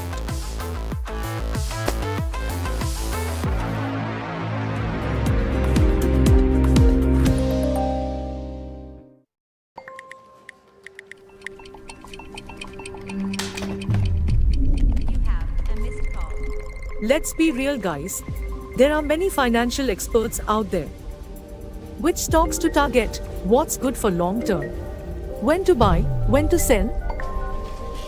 How do you stay ahead of all the financial noise to achieve your dreams? You can accomplish all your financial dreams. Let us worry about giving you the right investing insights on the Portfolio Manager.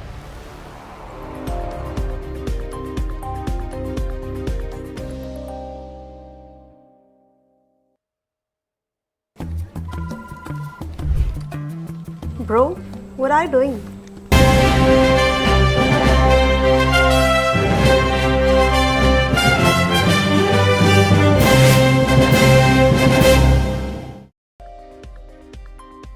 Trade near the day's high, Nifty above 24,700. Banks lead the way while FMCG is the top sectoral loser.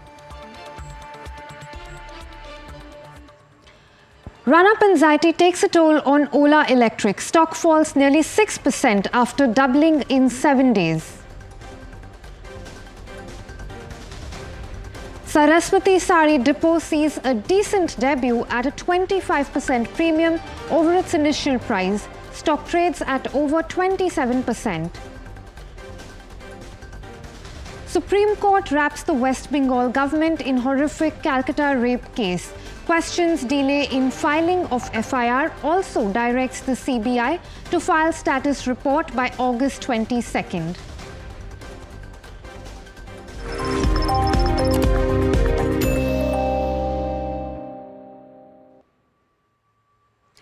Hello and welcome. You're you're watching Market IQ and I'm your host Pallavi Nahata. Let's take a quick look at where the markets are at first. While we did start off the day on a strong note thanks to international cues, we have actually continued to build on that momentum. The Nifty 50 as well as the Sensex are both in the green by over 0.5%.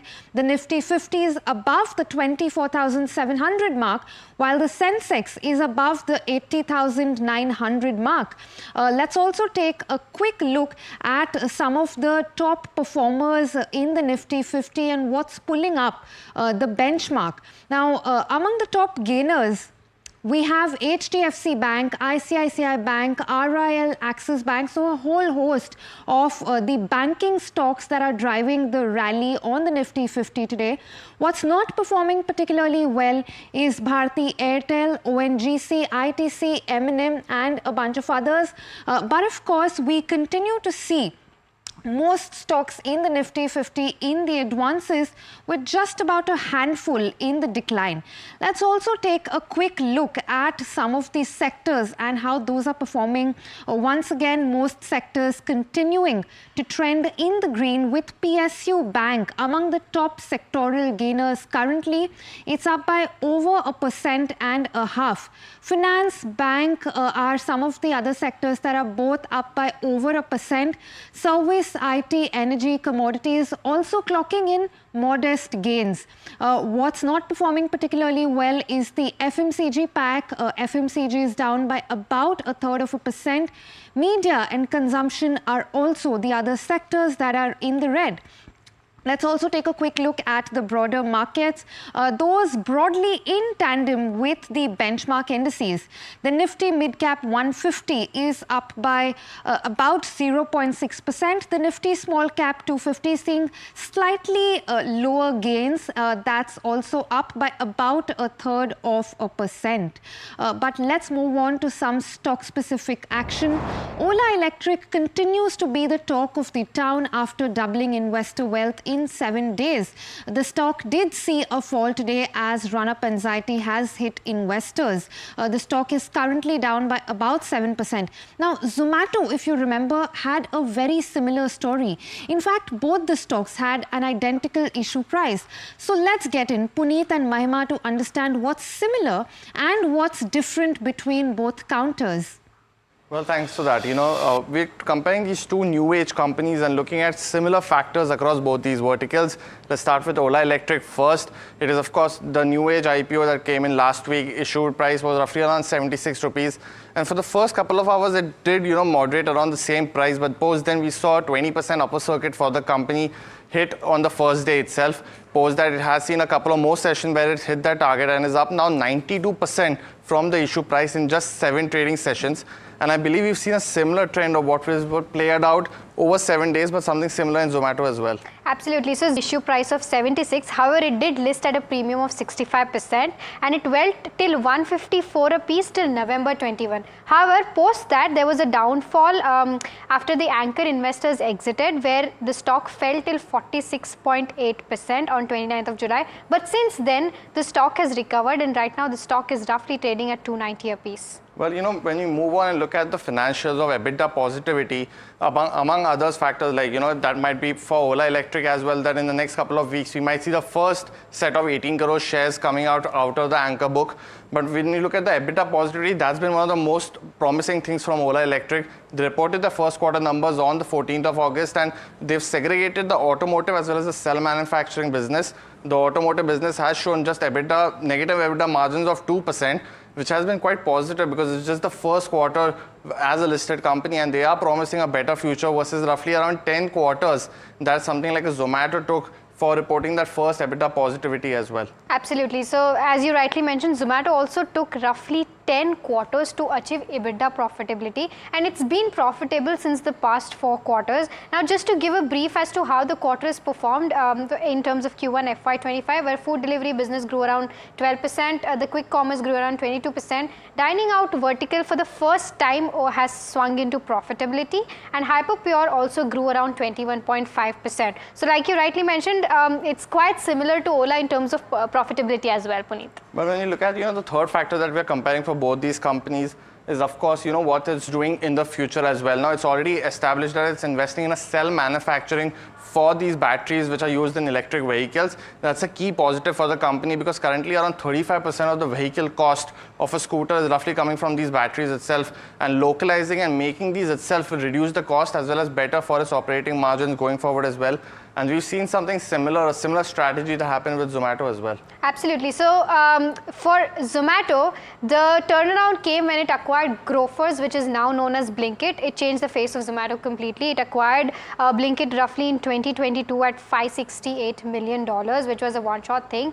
And since then, Zomato's overall revenue and profitability has been seen improving. And even if we see the Q1 FY25 con call, the management has said that they plan to increase their dark stores to roughly 2,000 by the end of FY26, calendar year 26, and they're expecting a 20% plus growth in the food delivery itself in this particular financial year. And I mean, acquired for $568 million, it's now valued at $13 billion. But the next thing is what's next. This is what has happened for both these companies. Specifically for Ola Electric, they've launched the EV bike, which is a new as well as a niche segment for the country. They are expecting to be a category creator, which is a very new segment, because just 10,000 EV bikes sold last year versus 9.5 lakh EV scooters sold. So that's one of the other things to look at. How will it perform in this particular new venture as well? Absolutely. And the new venture that Zomato is venturing into is the ticketing business. They are in talks with Paytm, where they are planning to acquire the Paytm Insider, which is the ticketing business. This will be a new venture for Zomato, which can probably change the face of Zomato once again, like Blinkit did. And also, they have recently announced a new app called District, which will take care of their dine-outs as well as events like Zomato Land. So these are the two new ventures that Zomato is planning to foray into. Finally, just to curtail this particular discussion is, of course, the valuations. Valuations are not cheap for something like an Ola Electric. It listed at 5 times EV to sales. It's now gone to 12 times EV to sales. And what's important is like how the customer reacts to this, or how the investors also react to this, because from this around 12 times EV to sales range is where Zomato had first had that big fall post, anchor books and everything as well. So that will be one key thing to watch out for Ola Electric going forward. How are the investors reacting to these astronomically high valuations going forward as well? Absolutely. So when Zomato was listed, since it was not profitable, it was valued at EV to sales, which was roughly at 15 times, which is still higher than that of Ola Electric. However, now since it's turned profitable, now analysts are calculating its valuation on PE basis. Currently, its trailing PE is at 640 times, which is quite higher. But if we go ahead and check the Bloomberg estimates, FY26 PE stands at around 90 times, which is again still expensive. So both these new age technology, new age apps to conclude businesses are still very high in valuations. All right, thanks a lot for that, Mahima and Puneet. Defense stocks that have had a solid run up in the last 1 year are trading deep in the red today. Anushi joins us with the reason why they're in focus and what's hurting them. Anushi? If you just look at how the stocks have been doing, it's not just today that the defense stocks have been in focus. In fact, in the last 1 month also, if you had to look at the returns of some of the big counters which have seen such superior gains over the last 1 year, like take a Garden Reach or Mazagon Dock, for example, seen about a 30% or 19% of a downtick in the last 1 month, while Cochin Shipyard again 23% of a downtick over here. Now this is in contrast to their 1 year returns, over which they've gained about 131% to 135%, as against Cochin Shipyard, which has almost gone about 5x now. But again, the whole street concerns comes up to the valuations at this point, and this is despite the company's Q1 FY25 results remaining on the stronger side. Now, even Garden Reach, Mazagon reported it's one of its healthiest EBITDA margins in this quarter. But despite that, we are seeing the stock in correction. Now, this is on the back of some of the key brokerage notes coming out with a sell rating on the stock after the kind of run-up that these counters have seen. So just to get a picture on how the valuations are looking at for some of the counters, while Garden Reach current valuations stand at about 57x, Mazagon and Cochin Shipyard following suit at about 45x to 69x. And it is expected in FY25 to 26 that these are going to fall at the levels of 42 to 30x for Garden Reach, while Mazagon also at similar levels at about 23x to 30x. And for Cochin Shipyard, it is going to remain on the higher side of 61x over here. So valuations continues to be a problem over here. That is one reason. Second is also on the fundamental side. So despite the kind of order book that the companies possess, which is on the healthier side, the concern is what is it beyond FY27 that the company can be watching out for after the deliveries are done. What will be the margin picture after that? Let's take Mazagon, for example. Some of the key brokerage notes are expecting the 25 to 26% margins that they currently hold to come down at a level of about 13 to 15%. So that is quite a sharp shift that we are looking at. So again, valuations remain as the key picture. Order backlog growth beyond FY25, and also on the fundamental side, what is the story beyond the current levels that we are looking at? All right, thanks a lot for that, Anushi. In fact, we also caught up with Mazagon Dock earlier on their quarter gone by. Let's listen in to what the management outlook was.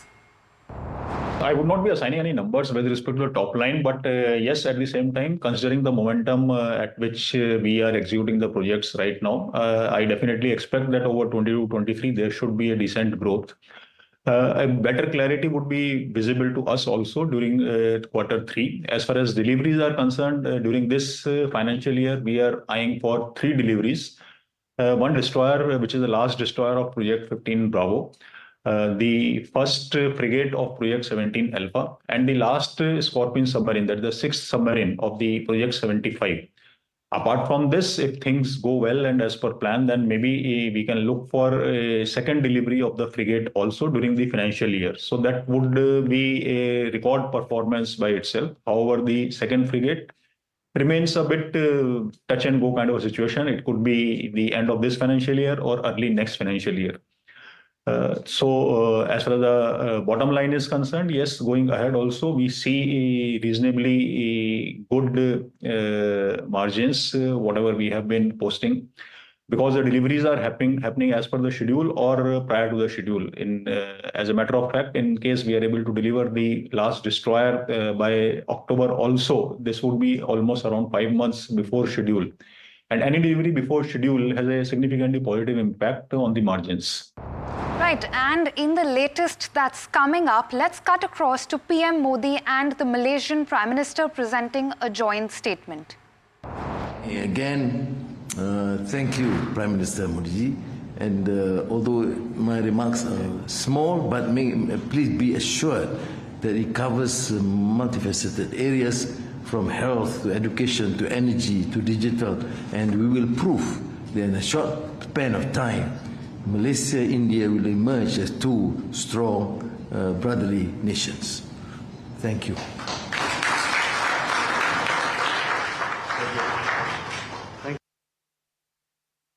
Right, digital payments and talks of a stronger strategic partnership are on the cards during the course of this meeting. But let's get back to some stock-specific action from the defense to the railways. The Titagarh Rail Systems is under pressure.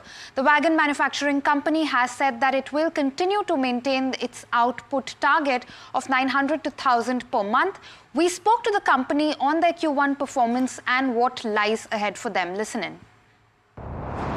It should be seen not on a quarterly basis, but on a 3-year period basis. So if you really look at our business till FY19, on a 3-year basis, we were doing an average revenue of 300 crores. Then we did an average revenue for the next 3-year period of close to 1,000 crores. Now we are doing a 3-year revenue of almost 3,000 crores. And we feel that the potential that we have, so till now, if you really look at the revenue that we are doing, last year we did close to 4,000 crore and almost 85-90% out of that was from the freight business. So that continuing to grow in the normal pace that it should grow, the passenger business will start contributing, and which on an overall basis has the potential of being 60% of the corporate revenue. So effectively, if we see 60% of my potential revenue is zero today. And that's how we should see the company in 3 to 5 years' time from now. All right, and KEI Industries and Polycab are the next stocks in focus on the back of a UBS note. My colleague Puneet joins us with the details on what the brokerage firm has to say about consumer durables. Puneet? Well, thanks for that. So, they've initiated coverage on both these stocks by UBS very positive outlook going forward. A 40% upside is what they see on KEI Industries specifically, with a target price of 6,150 rupees per share. They see, three key things for KEI going forward. The highest presence amongst peers in the cables and wires segment, and also seeing the wires, the branded wire segment, to be one of the growth drivers going forward. They have mentioned that, ramp up in this particular segment will help in return ratios as well as cash generation. The second thing is stronger balance sheet and improved brand loyalty of the company, as well as brand imaging going forward will be one of the things that are positive, that UBS is positive on, and expecting the earnings as well as the revenue as well as profitability to go up roughly 22 and 31% over the next couple of years.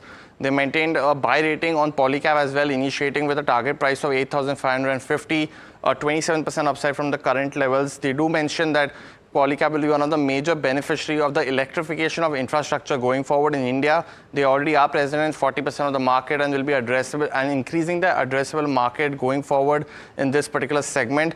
Apart from that, distribution-led export model will help margins going forward, as well as finally, capacity expansion, ramp up in ad spends, as well as B2B, a vertical that they have not, focused too much on, will be one of the key growth drivers for the company. Hence, both a very positive view on the segment. This is also leading to other wire companies such as RR Kabil and Finolex to grow, because this branded wire segment is something that the industry is positive on. Back to you. All right, thanks a lot for that, Puneet. And moving on to lead recycling company Gravita India. This stock is currently trading with cuts of about 10% today. We spoke to the company's CEO Yogesh Malhotra earlier on how they plan to scale up their plastic scrapping division and other expansion plans. Listen on to what he had to say. 18 to 20%, yes. The other business of aluminium, plastic, and rubber is going to grow at much faster pace, because our base is very small in all these categories, and potentially they have the potential to go as big as lead business. So we are expecting around 35 to 40% CAGR in all these new businesses, and that is a minimum CAGR growth that we are expecting. And going forward in the next 3 years, we estimate that the overall lead business would be around 70% of the total revenue that we get. Saraswati Sarees was the big listing in focus today. The stock listed at a premium of 25% on the BSE. My colleague Mahima spoke to the management and asked about the successful listing and the growth outlook ahead. Listen into a slice of that conversation. This fiscal year, we're going to see the contribution of men's ethnic wear in our revenue. And the focus is to give them mid to premium range. We'll start off with low, but we'll focus on mid to premium range. Right, and with that, it's time to slip into a quick break, but we leave you with a slice of an exclusive conversation with the Citi think tank. Here's what Kunal Shah had to say about the financial space. Listen in, we'll be right back.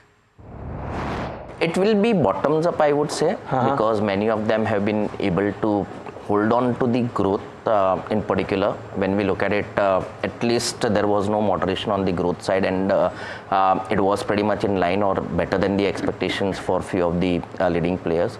There are some pockets of emerging stress, I would say, like unsecured, but secured lending is holding on relatively well.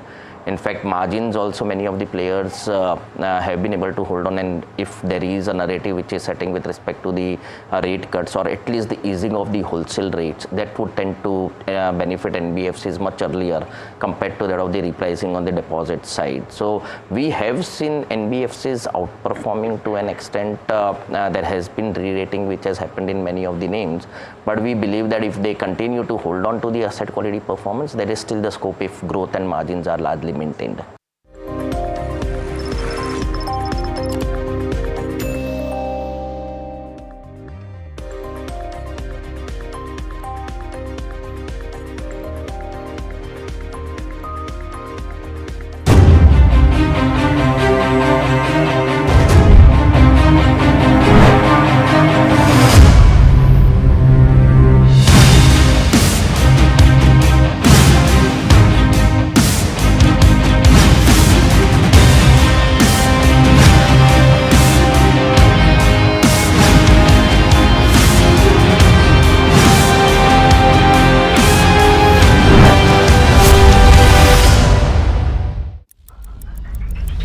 headlines you start your day with. What matters worldwide is now in the palm of your hands. Get ready to seize the day and maximize your financial potential. Stay ahead of the curve with all you need to know on NDTV Profit.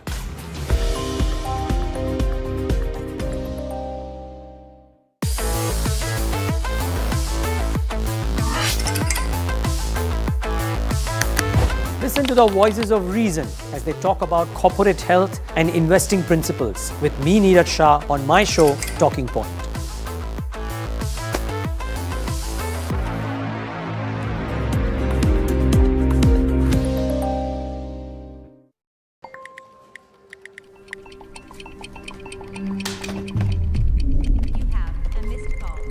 Let's be real, guys. There are many financial experts out there. Which stocks to target? What's good for long term? When to buy? When to sell? How do you stay ahead of all the financial noise to achieve your dreams? You can accomplish all your financial dreams. Let us worry about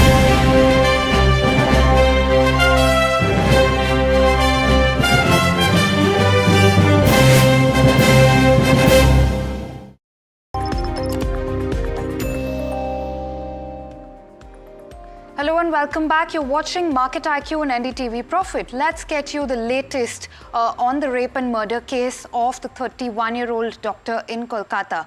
The Supreme Court has pulled up the West Bengal government in the matter that sparked nationwide protests and anger in the country. The CJI D.Y. Chandrachud-led bench also expressed strong dissatisfaction at authorities at the RG Kar hospital over the delay in filing the FIR. Our correspondent Varun is here to give us more updates. Varun? Yeah, hi, thanks. So the shocking incident of the rape and murder of a resident doctor at the RG Kar Medical College in Kolkata has prompted the top court to take suo motu cognizance of the case today. Now, the court said that the case has brought to the forefront the systemic failures and systemic issues about the safety of doctors in our country. It also highlighted that it is shocking how the name of the victim is being paraded in the media along with her name and pictures. The court also raised several questions on the conduct of the authorities involved in the incident. What was the police doing when the vandals broke in while the protest was going on? What was the principal doing in passing of the incident as a case of suicide? And all these questions to which the court was looking for answers. Now, the court has directed the CBI to file a status report in the matter before Thursday, which is the next date of the hearing.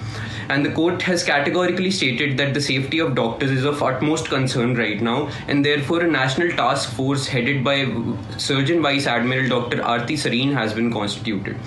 The NTF has been tasked with the job of formulating modalities for the safety and well-being of the medical professionals across the country. And as per the court's direction, the NTF's interim report should be released in the next 3 weeks, and its final suggestions should come in the next 2 months. Now, the case is scheduled to be taken up again on Thursday, and it remains to be seen how the cries of justice will be answered in the hallowed halls of the top court. All right, thanks a lot for that, Varun. There's also been an update in the Pune Porsche accident case.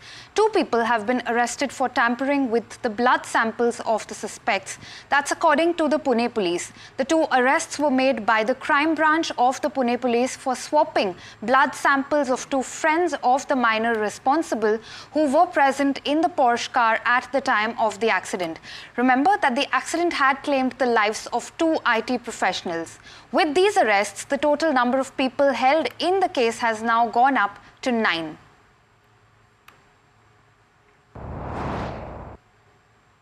And moving on, in a historic development, Prime Minister Narendra Modi will be visiting Ukraine on August 23rd.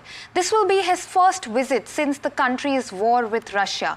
Before Kyiv, PM Modi will be in Poland on August 21st and 22nd. This is the first such visit by an Indian PM to Poland in 45 years. NDTV's Vishnu Som filed a report from Poland on what's on the agenda. Let's have a look. A critical visit of the Prime Minister Narendra Modi to Poland, where I'm reporting now from Warsaw, and then to Kiev, Ukraine, where we'll be reporting from as well, coming up. The visit to Poland important because the Prime Minister is going to be the first Indian Prime Minister over here in 45 years. The effort to take this historic relationship to the next level. When it comes to Ukraine, the Prime Minister's visit comes at a time when there is so much tension in the region. India has one clear point, that the territorial sanctity of all nations needs to be preserved and that there needs to be a negotiated diplomatic settlement to the crisis between Russia and Ukraine. He will, of course, be meeting the President of Ukraine, Volodymyr Zelensky. It's going to be a short visit of approximately 8 hours. That comes up in a couple of days from now, and we'll be bringing you all of those details. But just as an example of the close ties and relationship India continues to maintain between Russia and Ukraine. On the one hand, we had Prime Minister Modi visiting Moscow recently. He will now be in Ukraine in a couple of days. And the Russian Navy chief has been in New Delhi as well. There is a strong defense relationship on the one hand between India and Russia, and also, and people don't really talk about this, between India and Ukraine. So we'll be looking at all of this, bringing you the very latest on what is a crucial foreign policy visit of Prime Minister Narendra Modi. And that's all we have on the show for now, but do stay tuned to NDTV Profit. Thank you for watching.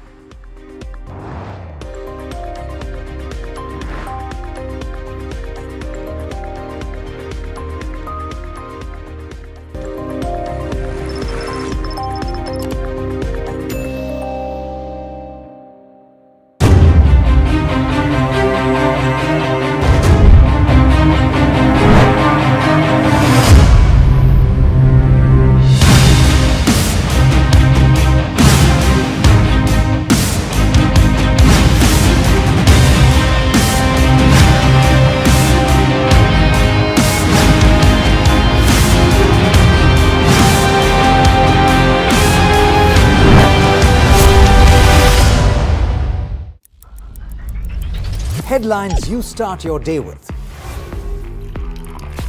What matters worldwide is now in the palm of your hands. Get ready to seize the day and maximize your financial potential. Stay ahead of the curve with all you need to know on NDTV Profit.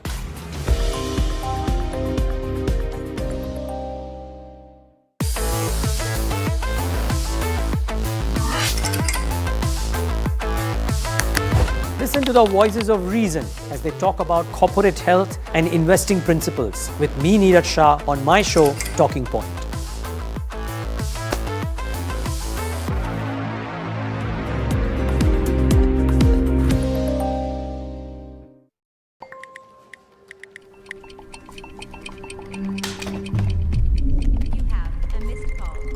Let's be real, guys. There are many financial experts out there. Which stocks to target, what's good for long term, when to buy, when to sell. How do you stay ahead of all the financial noise to achieve your dreams? You can accomplish all your financial dreams. Let us worry about giving you the right investing insights on the Portfolio Manager.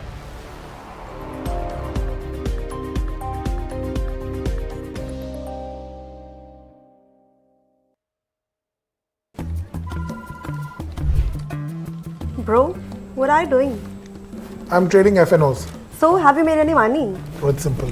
If you think the market is moving upwards, just buy Nifty call option. But if you think the market could slide downwards, simplifying futures and options trading. Don't worry about the future.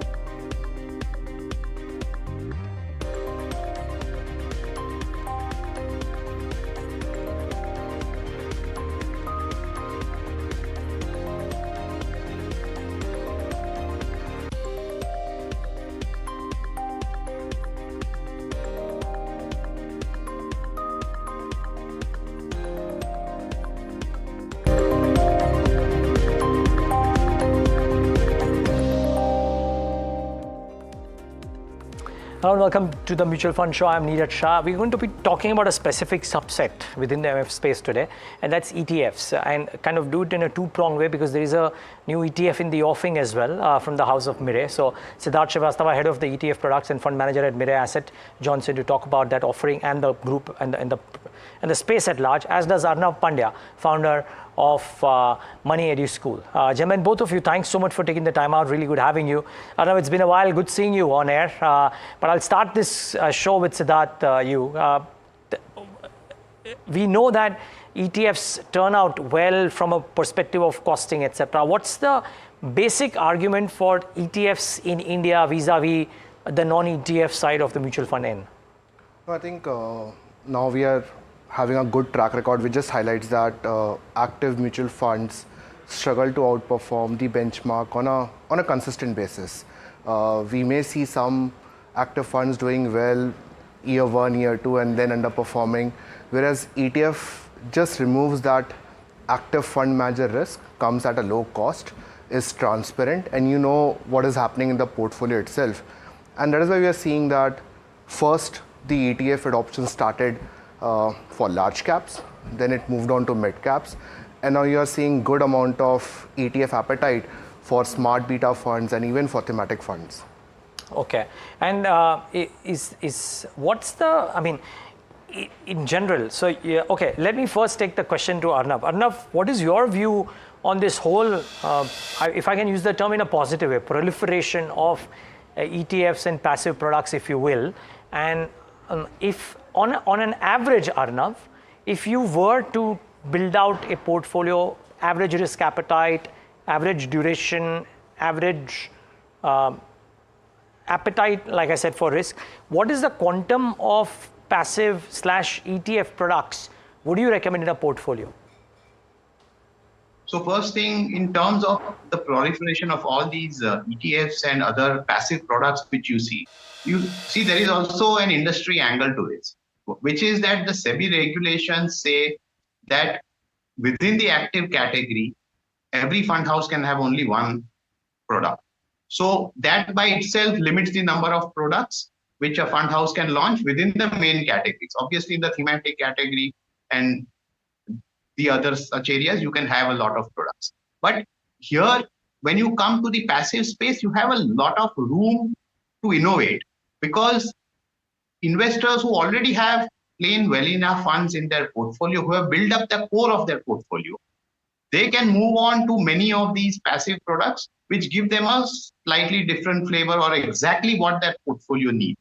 So that is the thing in terms of the overall large number of funds which you are seeing. And you can see investor interest in all these kind of funds. Now, if you look at the portfolio of an investor, at the moment, every investor, according to me, should have a mix of these active and passive funds. And for me, there are a few categories like the large caps where there is a compelling reason for the inclusion of such funds. But overall, I mean, for, as you said, for a individual, the situation will change according to each of their needs and all.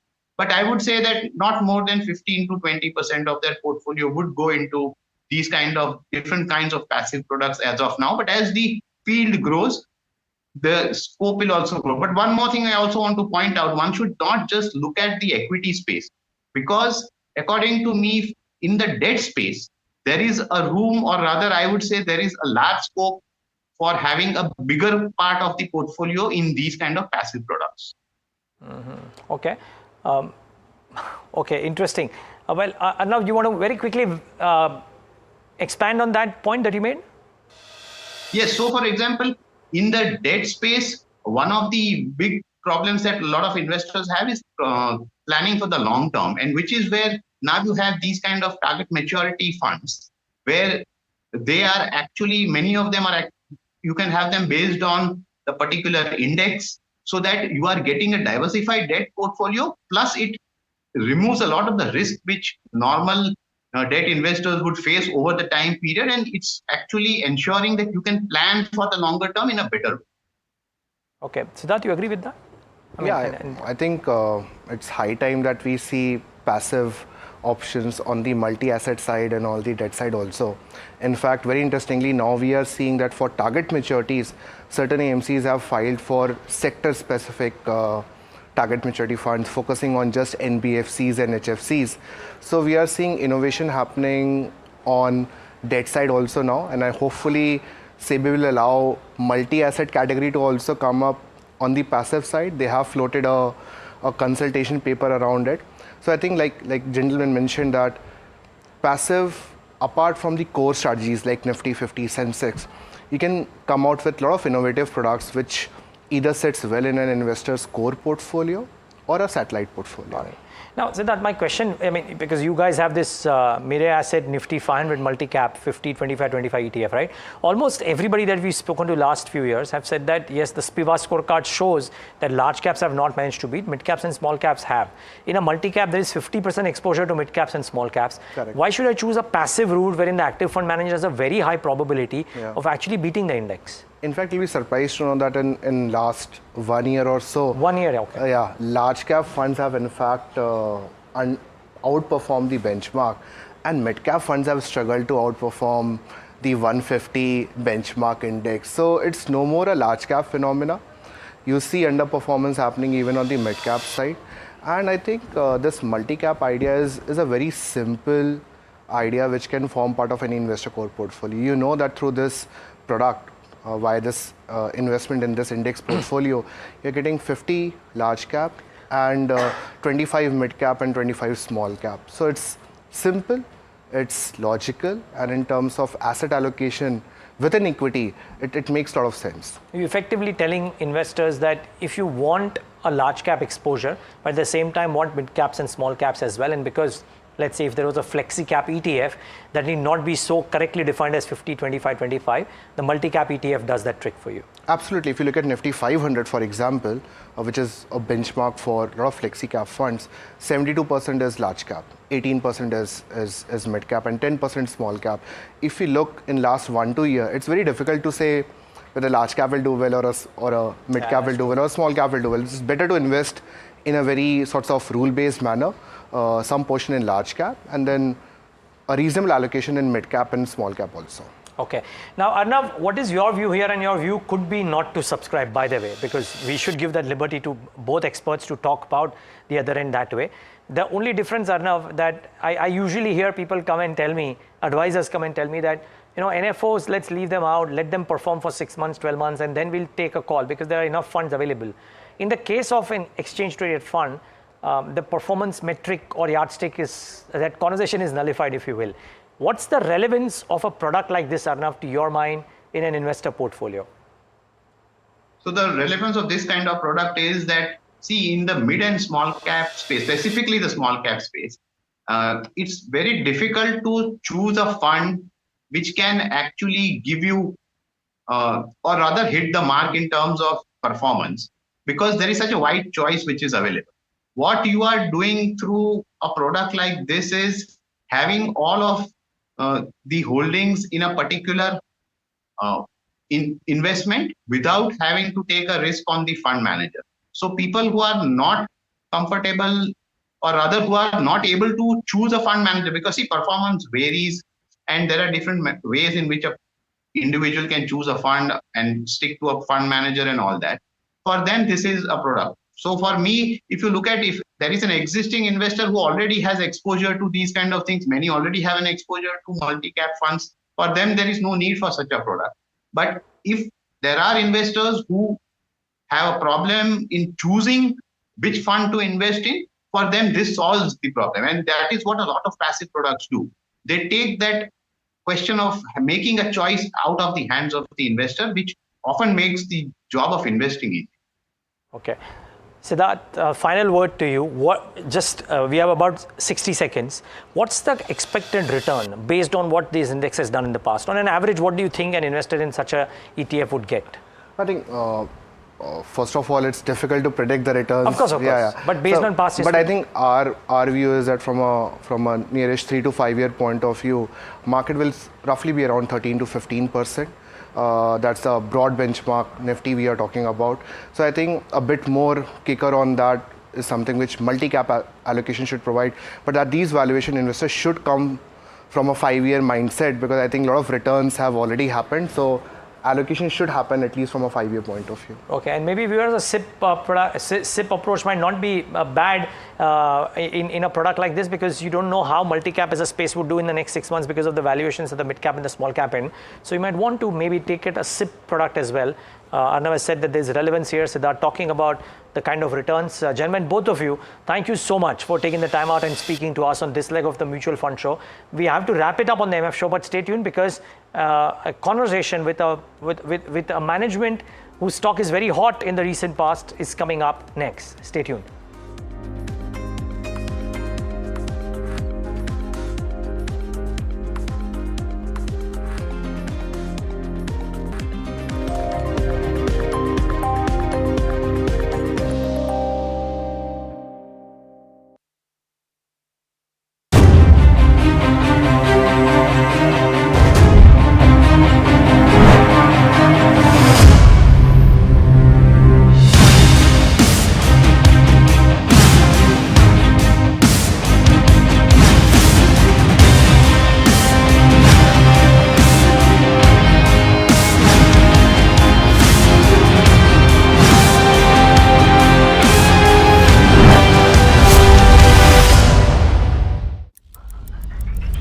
Headlines you start your day with. What matters worldwide is now in the palm of your hands. Get ready to seize the day and maximize your financial potential. Stay ahead of the curve with all you need to know on NDTV Profit.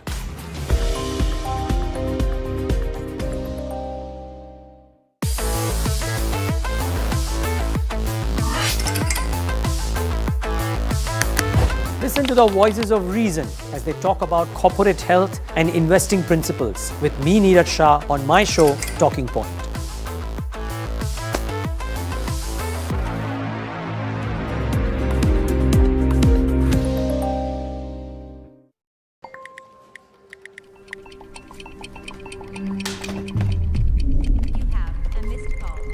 Let's be real, guys.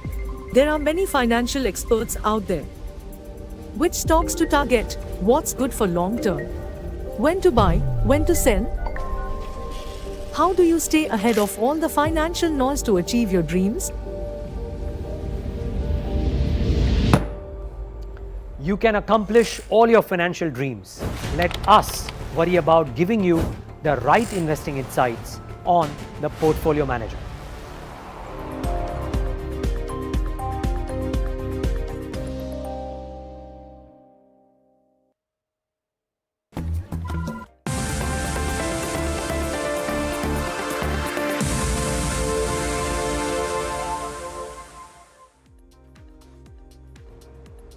Hello and welcome to NDTV Profit. My name is Rucha Sumaya and today we are going to talk about PVR Inox. Well, Street 2 has done really well at box office, hitting about 200 crore in sales as of day 5. But to talk to us more about its impact on PVR Inox, we have the management from the company itself joining us today. We have Mr. Gaurav Sharma, the CFO at PVR Inox, and also Mr. Sanjeev Bijli, the Executive Director at the company. Hello and welcome to this show, sir. Hi, how are you? Thank you for having us. Thank you. So how do you see the impact of Street 2 in particular doing really well at the box office to have an impact on the stock, and how do you look at the second half performance of the company? Well, of course, it's very reassuring that Street 2 has done well. Till yesterday, it has done about 242 crores net box office. It's always very heartening when a film does well. It's coming off a very successful first film, Street 2, which was released a few years ago. And so far in July, we've had a massive film like Kalki, which did about 646 crores net box office. And now Street 2, which has done 242 and growing. The word of mouth is positive.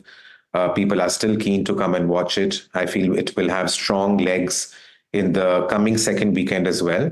So, of course, all these are very important and significant barometers which help us in getting more admissions, higher admissions, good ATP and good SPH, and ad spends obviously translate into better numbers for us. Right, Mr. Bijli, thanks for that. But also there were a few movies which didn't do really well at the box office, as you had called out for these names during the first quarter earnings call, such as say Auron Mein Kaha Dum Tha, and you know Maidan, Bade Miyan Chote Miyan. So these kind of movies didn't do really well. So do you think the losses from these kind of softer collections is now getting covered up, or don't you see that as a headwind for the company's growth? Well, you know, that's the nature of our business, actually. Some movies do well, some movies don't. The movies that you have mentioned, of course, underperformed, but that happened mostly in Q1.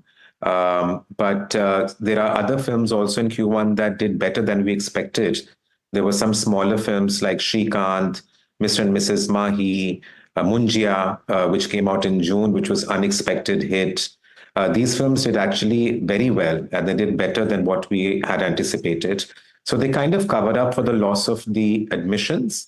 But we are looking at a trend where each and every quarter, quarter one, of course, was muted because of various external reasons, such as the elections and IPL. But now we do see a positive trend coming in Q2. And that seems to be sustaining itself with the kind of content that's coming out in Q3 as well. Right.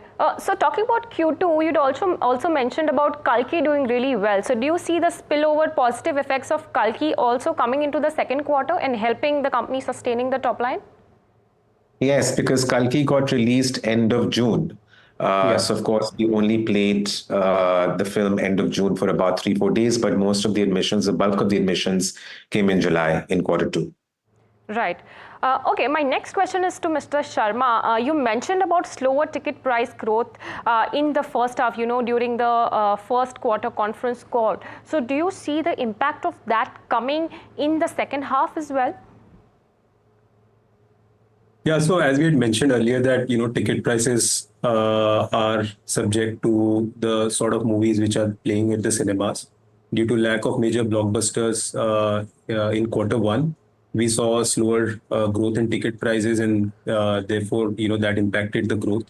However, as we entered Q2, the ticket pricing has seen a very strong recovery, driven by films like Kalki, Deadpool and Wolverine, Saree 2, etc. And some of these films do very well in premium formats like IMAX, 4DX, and similar such formats, where, you know, it provides us opportunity to leverage premium pricing strategies. So, you know, we believe that this momentum is expected to carry forward into the second half of this year, supported by a very strong pipeline of films across different languages. Right. Following up on that, actually, Karnataka government had levied 1 to 2% tax on movie tickets. So do you expect that to impact the footfalls in the state? We haven't received an order as of now, so I don't think that is confirmed. Okay. Okay. Got that. So if this gets materialized, do you expect any impact on the footfalls? As I said, it's something which is not yet implemented. So we haven't really taken that into consideration in any of our projections of footfall. Right. Okay, got that. Fine. So moving on to the re-release strategy, you know, that you have adopted. I mean, really good strategy is what we can see based on the traction received amongst the youngsters. So can you tell us more about how this is working out for you? And do you expect this strategy to continue going forward as well? Yes, because at the end of the day, we are a cinema exhibition company that primarily likes to show films. And we had done a few experiments in the past, and they were very successful. And therefore, we decided to institutionalize that and come up with a brand called Nostalgic Cinema. Most recently, we released Rockstar again. And that did a gross box office of about 8.5 to 9 crores, which is a large number for a film which was released a few years ago. Overall, we've garnered about 1.2 million admissions out of these films which have been re-released. So we're always out on the lookout for films which still resonate with the consumer, still have some nostalgic value, still have the ability to play again and bring the consumers back in. So this is something that we will keep doing in times to come. and we're trying to source as many good films as possible. Right. But what percentage of revenue will this strategy aid for PVR Inox, in particularly Mr. Sharma, if we can get your comments on this?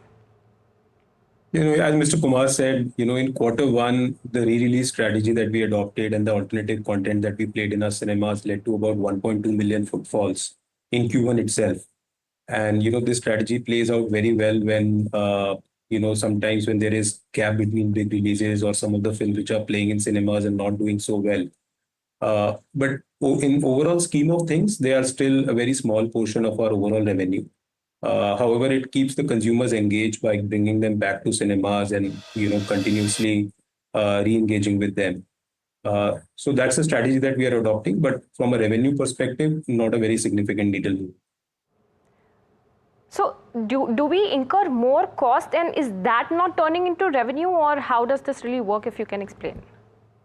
No, we don't incur any incremental cost because cinemas are running. We run a fixed cost business. We have to pay salaries, we have to pay rentals.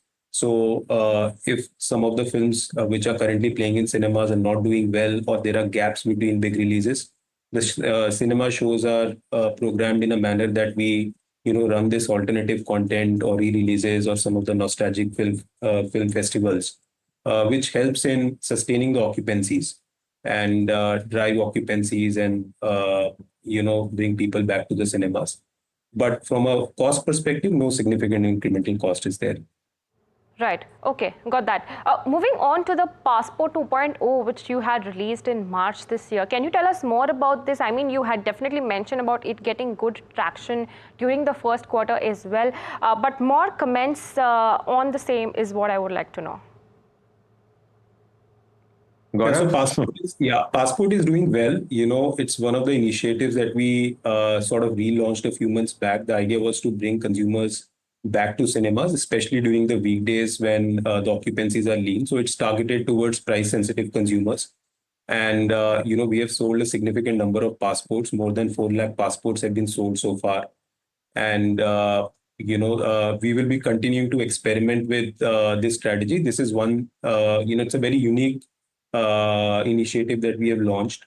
And we will scale this up going forward and, find a way where consumers are enticed enough to, subscribe to this program and come back to cinemas as frequently as possible. Right.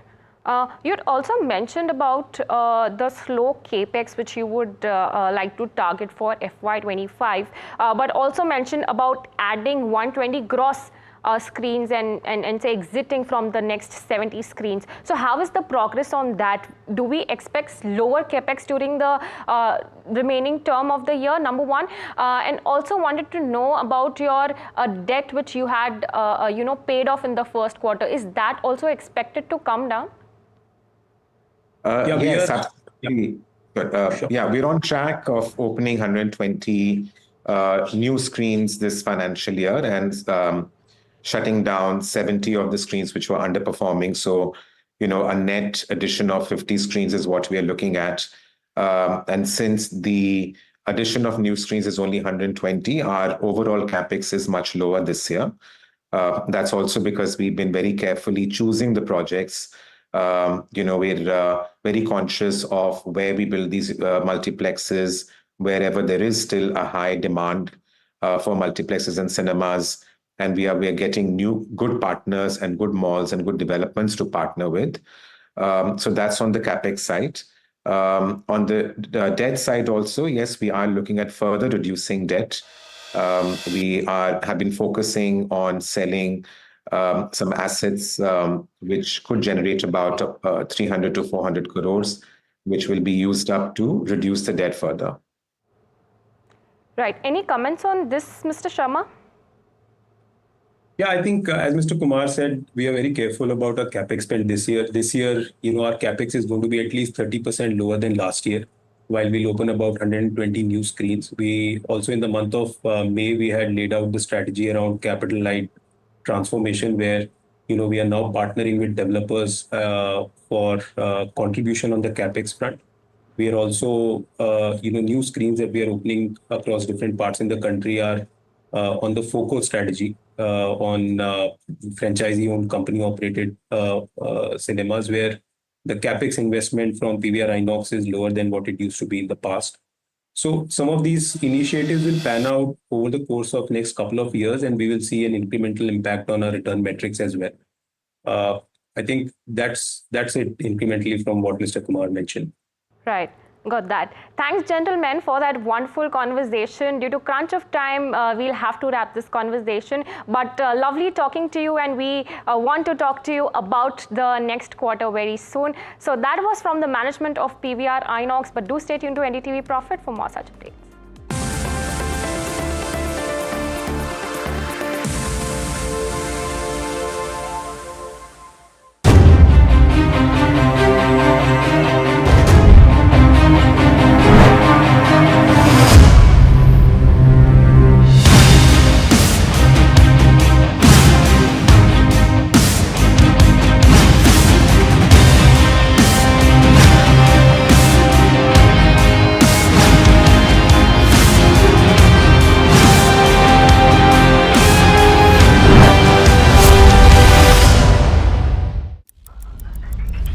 Headlines you start your day with. What matters worldwide is now in the palm of your hands. Get ready to seize the day and maximize your financial potential. Stay ahead of the curve with all you need to know on NDTV Profit.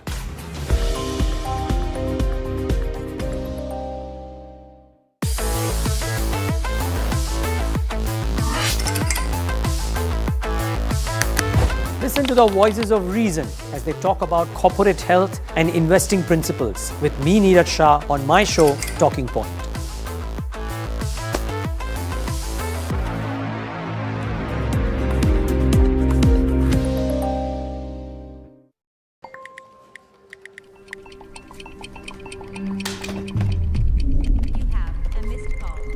Let's be real, guys. There are many financial experts out there. Which stocks to target? What's good for long term? When to buy? When to sell? How do you stay ahead of all the financial noise to achieve your dreams? You can accomplish all your financial dreams.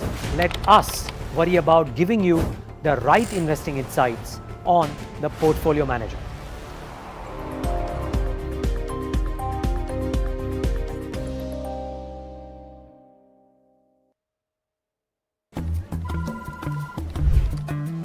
Bro, what are you doing? I'm trading FNOs. So, have you made any money? Oh, it's simple. If you think the market is moving upwards, just buy Nifty call option. But if you think the market could slide downwards, Simplifying futures and options trading. Don't worry about the future. We've got your options covered. Futures and options strategy that'll help you move with the tide. An unmissable trade. If you want to be in the money.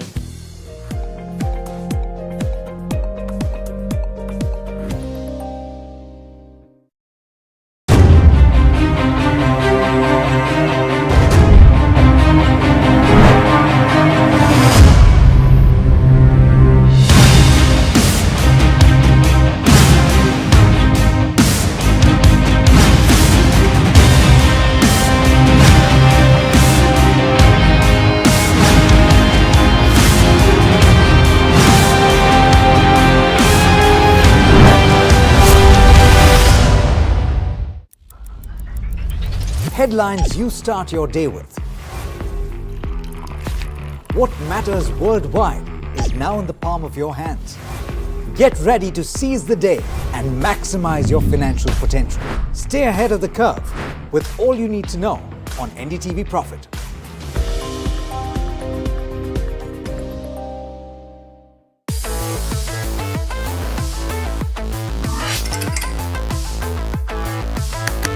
Listen to the voices of reason as they talk about corporate health and investing principles with me, Neeraj Shah, on my show, Talking Point.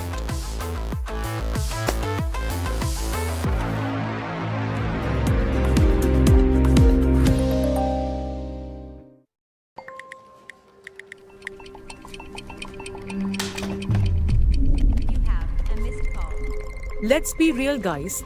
There are many financial experts out there. Which stocks to target? What's good for long term? When to buy? When to sell? How do you stay ahead of all the financial noise to achieve your dreams?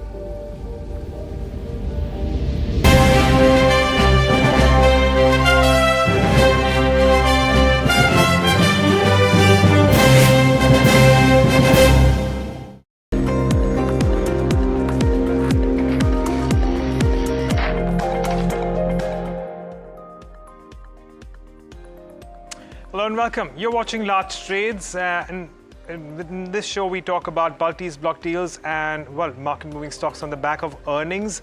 With me is my co-host Mihika Barve, and we're actually going to talk about the entire defense sector, considering it is in fact looking at a lot of weakness today on the back of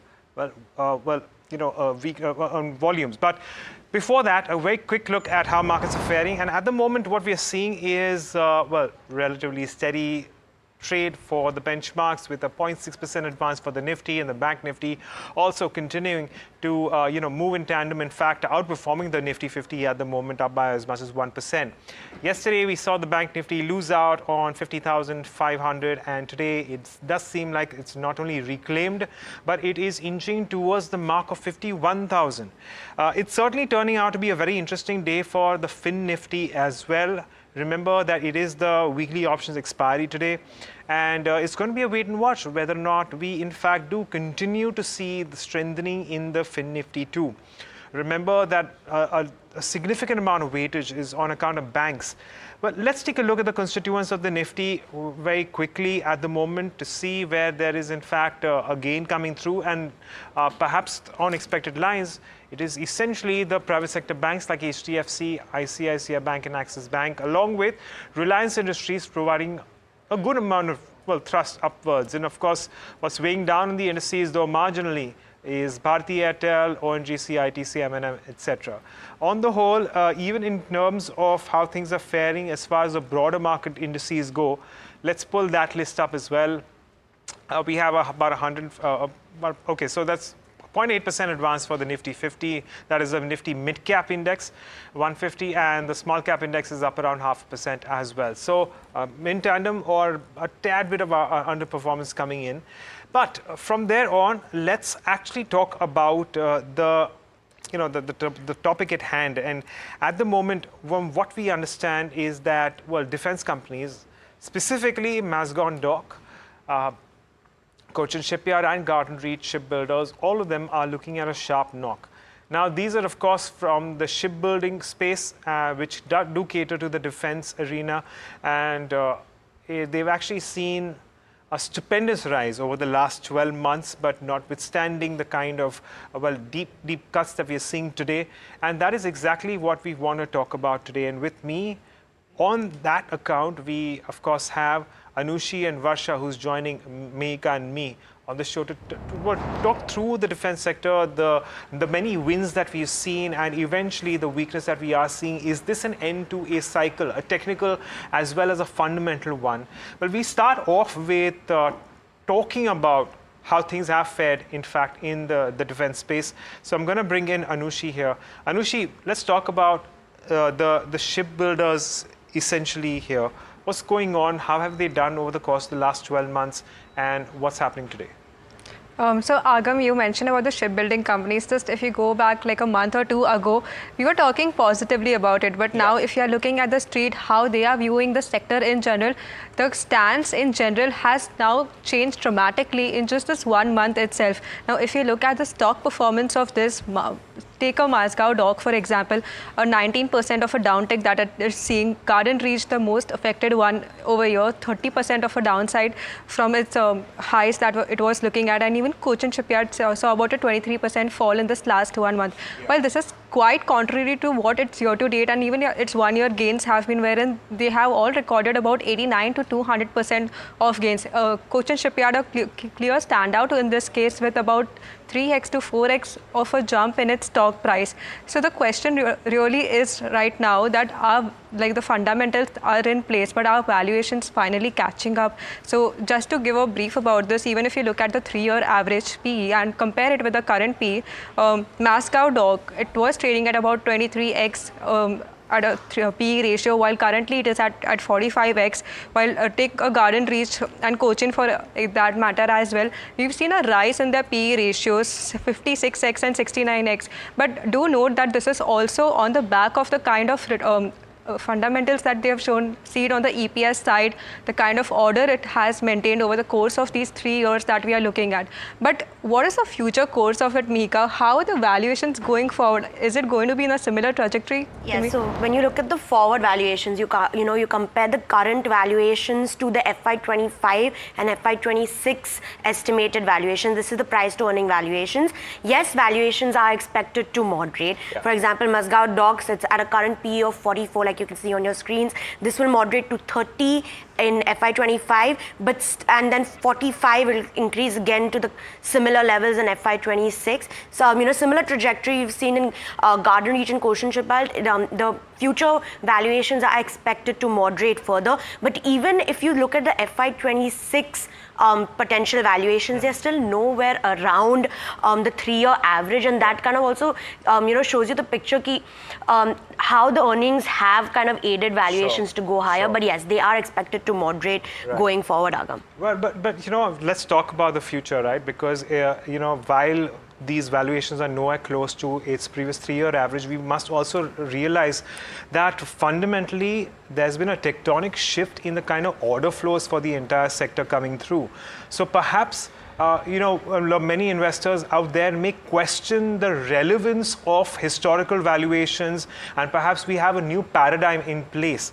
But based on that, Varsha, can you tell us about the performance here and how things have panned out for the sector?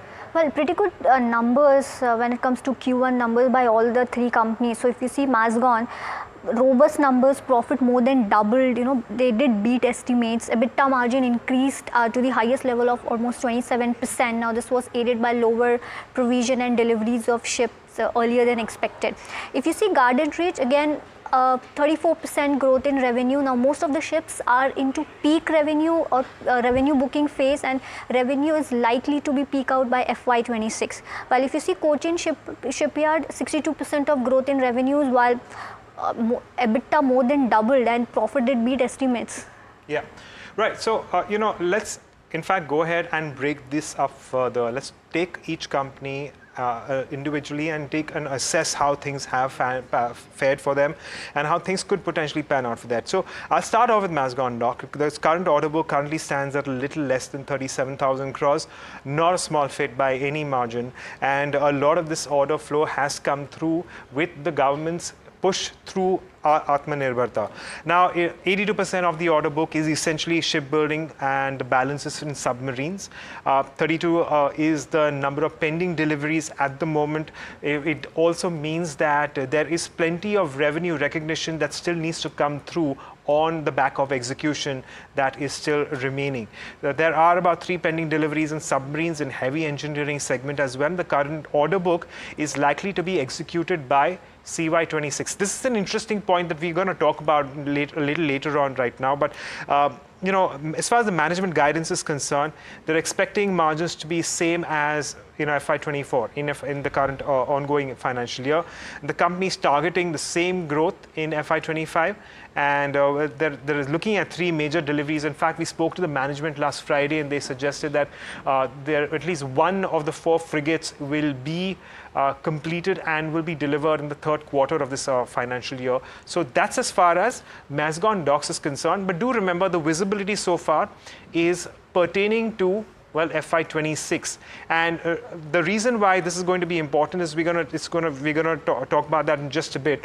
But Varsha, take us through Garden Reach Shipbuilders. Well, Agam, for Garden Reach, if you see the total order book stands at around 25,000 crores, and their P17 Alpha project accounts for almost 56% of the order book. And timeline for these shipbuilding orders stands at around 18 months to 60 months, while company has received fresh orders in last few months as well. Now, when it comes to management guidance, so they are targeting 25% year-on-year growth in FY25 with net profit margin of around 7.5 to 8%. Yeah. Yes. I'll touch upon Cochin, shipyards as well, because that's one of the stocks where you have in focus. Total order book over 19,900 crores, just very short of 20,000 crores, and 76% of this order book is from the defense segment. But the company is also seeing orders from the commercial aspects of it, both domestically as well as from an export-wise, market. And with this order book, the company has mentioned that they do see clear revenue visibility, but they have not mentioned for what time period. When we talk about guidance, well, for FY25, they do expect a revenue growth of 20 to 25% revenue. So they do expect some of the revenue realizations from their current order book to come in. They do anticipate higher depreciation costs, but they still target a sustainable EBITDA levels. And their new shipbuilding and ship repair facility will be operational, was supposed to be operational by the end of this month. So that also kind of adds to more of their capabilities in terms of taking more orders. Right. I just want to add a very quick point on the technical aspects of the price movement of these share prices. You must remember that Cochin Shipyard has been the least volatile, and by that I mean its up move has been gradual. It has also been the strongest of the three, and in terms of volatility, it has been the least volatile. It also just seems to suggest, because today it's taking a knock around just 3.5% as against something like a Garden Reach Shipbuilders, which is taking a knock around 7%, and Mazagon Dock is down around 8.5%, 9%. The increased volatility also lends itself in this aspect. It's something that viewers should bear in mind. But I'm going to go back to the note that everyone is talking about, and that is the ICICI Security note on Mazagon Dock. Anushi, I want to break this up into two. So my first question is, what does this note say? And let's, after you're done with this, also take a look at how ICICI Securities has come through in terms of its price targets. Let's start by taking a look at the note first. As you mentioned, that Mazagon Dock in particular is in focus because of the kind of target price that it has set, the ICICI Security note. A target price is of about 1,165, which this came yesterday on 16th August. So from yesterday's consideration and today's, it's about a 73 to 77% of a downside that we are looking at. While they have attributed a better margin profile for the current quarter and expect this to go forward till FY27 with the kind of deliveries expected. After FY27, it says that clearly the margins will taper off back to the 13 to 15% level as against the 27% level it is currently reaching at. So that is a strong standout point over here, which again brings another question over here, that what about the order inflows that are expected beyond the FY27 level that we are looking at? Other than that, also another factor to be considered is, one is the EBITDA margins and the order inflows, but also it's not a quarter phenomenon that we are seeing this kind of a target price for this company. Even if we go back a couple of quarters ago, let's just take Q1 FY24 for example, when the stock was trading at about 1,794, that time also the company had a 600 rupees target price, which is again a 67% of a downside. So again, this is not something new and just which is now that the street is looking at, but this is now that we are finally noticing that after the kind of stock downside that we are seeing, that we are seeing this point coming up. So I just want to build on what Anushi is talking about right now with respect to ICICI. Since the 13th of August around 2023, that's 2024, that's the it's 2023. That's the first time we actually saw this price target, which even at that point of time entailed a 67% downside on Mazagon Dock. The point is that there could be two ways. Either ICICI Securities getting this wrong, or the entire street is getting this wrong and actually giving it a substantially higher premium as compared to what it should get. But I also want to point out that in this particular report, in the latest in terms of the ICICI report, there is an element of visibility beyond FY27 that has been considered, and that shows margins being halved. There is a system, a method which a lot of these analysts use to, value a stock. And in this case, it's a discounted cash flow method, where the discounted cash flows have gone all the way to FY32. If you consider all these aspects, naturally your price target on a stock is going to be significantly lower as compared to what the particular stock is trading at. This report also does not seem to suggest any inflows when it comes to new orders based on current timelines. And we aren't exactly sure whether or not the margins will in fact be that low going forward based on the kind of order flows that the company has seen over the course of the last 1 year. More importantly, even as its order book burgeons and even as its order book sees orders with a relatively higher margin, that is something the report, it seems, is not factoring in beyond FY27. So these are some questions that ICICI Securities report throws up. And they have only come into fore because the stocks have started to see a correction right now. Had it not been the case, of course, ICICI Securities would have always had that kind of potential decline around 60, 70, 80% in terms of its stock price. So these are some of the factors that you need to keep an eye on. Besides that, I'm going to very quickly take you through the defense sector in general, because we also have Nirmal Bang, which is actually negative on the defense sector, and they expect about 10 to 30% return in equity in FY26, and they prefer to be on the sidelines. So it's not just for Mazagon Dock, but also for some of its peers out there. Mika, coming back to you in terms of the defense order pipeline, that is perhaps a little bit more crucial as the point that I was trying to make beyond FY26-27.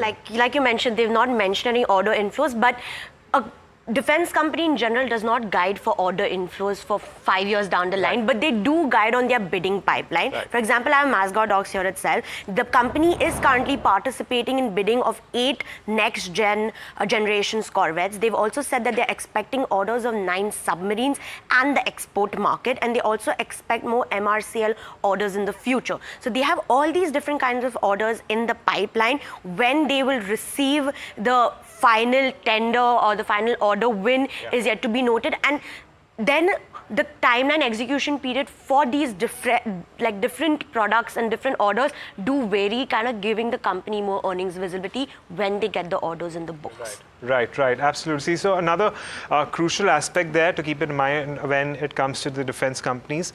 Finally, perhaps we can talk a little bit more about the bidding pipeline.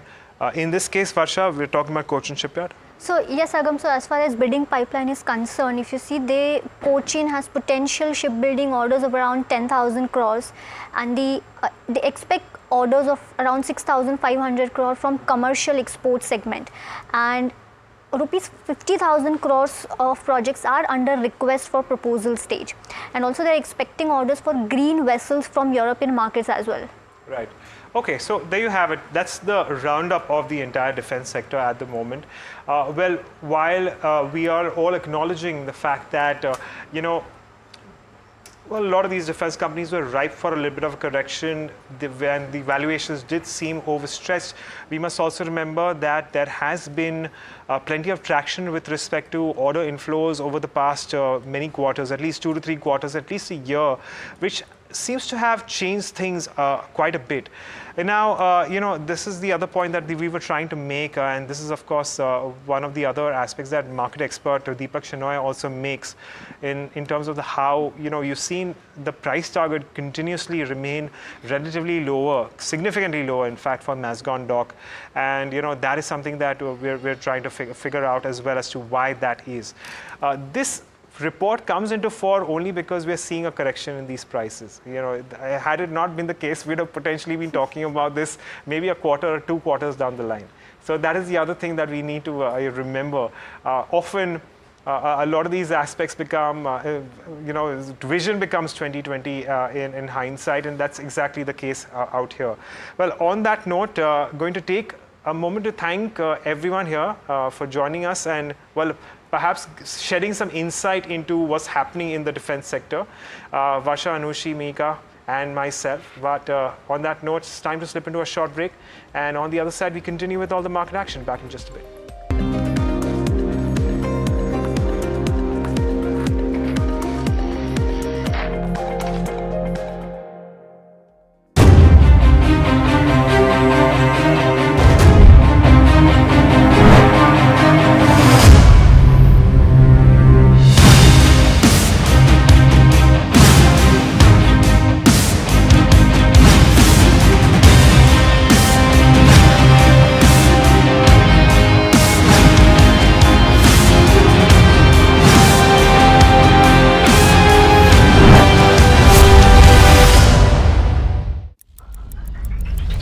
headlines you start your day with. What matters worldwide is now in the palm of your hands. Get ready to seize the day and maximize your financial potential. Stay ahead of the curve with all you need to know on NDTV Profit.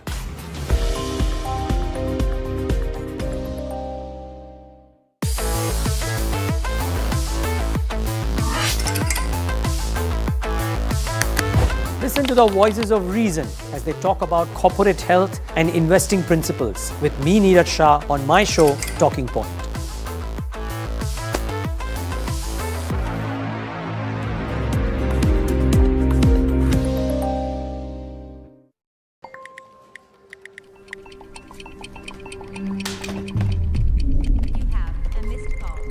Let's be real, guys. There are many financial experts out there. Which stocks to target? What's good for long term? When to buy? When to sell? How do you stay ahead of all the financial noise to achieve your dreams?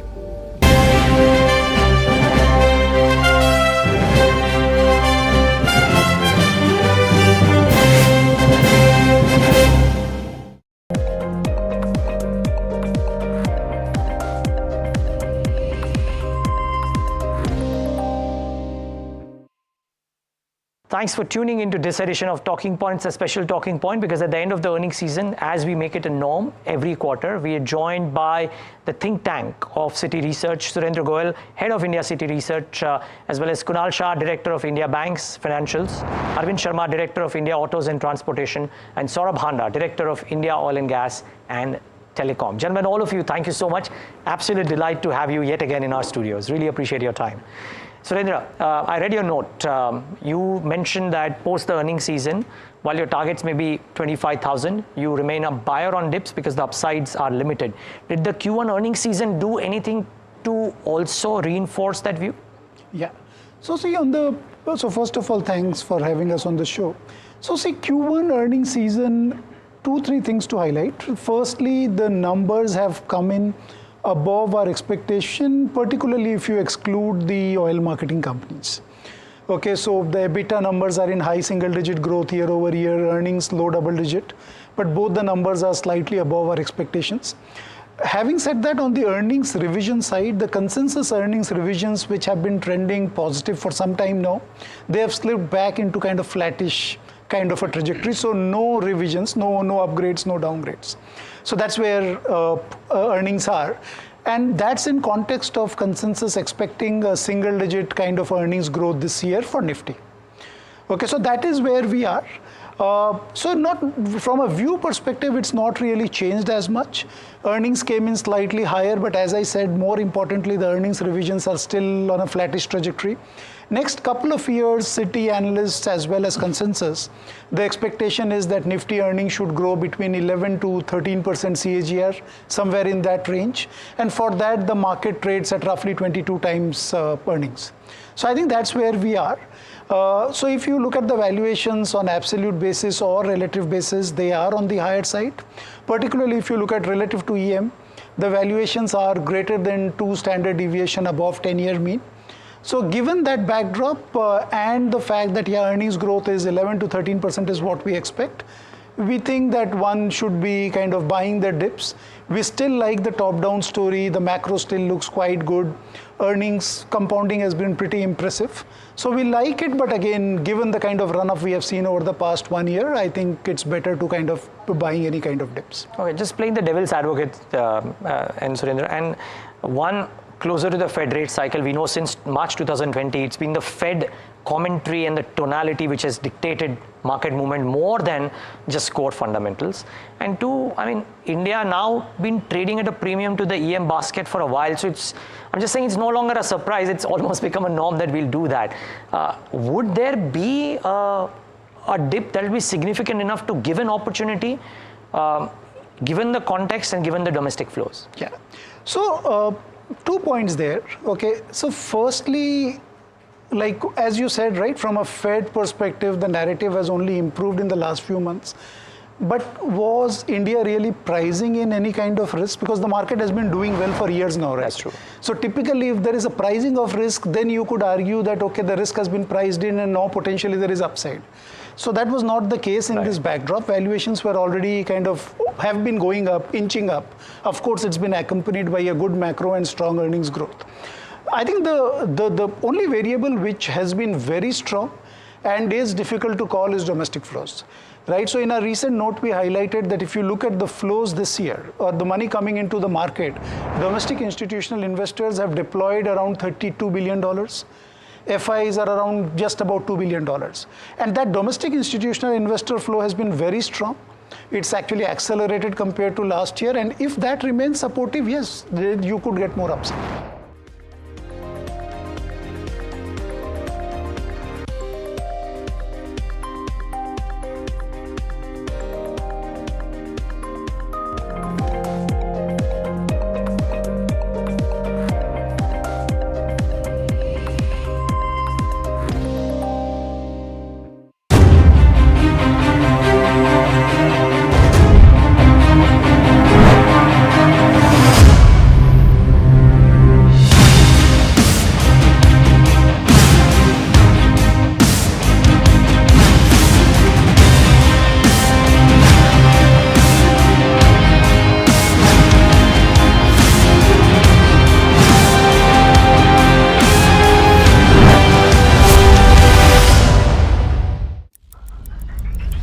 Headlines you start your day with. What matters worldwide is now in the palm of your hands. Get ready to seize the day and maximize your financial potential. Stay ahead of the curve with all you need to know on NDTV Profit.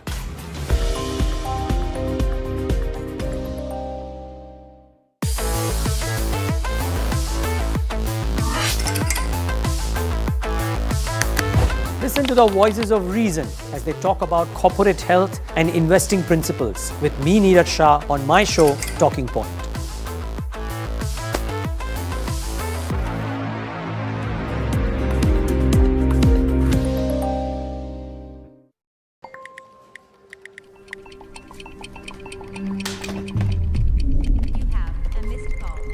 Let's be real, guys. There are many financial experts out there. Which stocks to target? What's good for long term? When to buy? When to sell? How do you stay ahead of all the financial noise to achieve your dreams? You can accomplish all your financial dreams. Let us worry about giving you the right investing insights on the Portfolio Manager.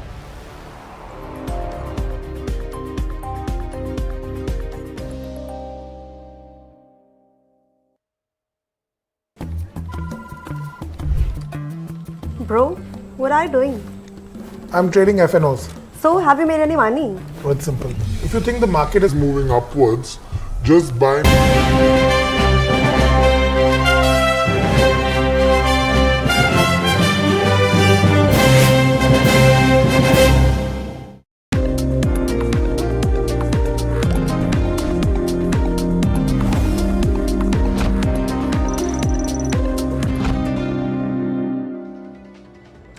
Well, thanks so much for tuning into India Market Close right here on NDTV Profit. It's a day wherein a clutch of names have had yo-yoed through the day, and the markets have shown some resistance to fall.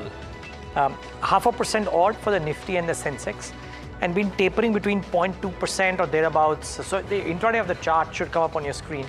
You'll see a very tight range, but a fair degree of attempts to correct and recover.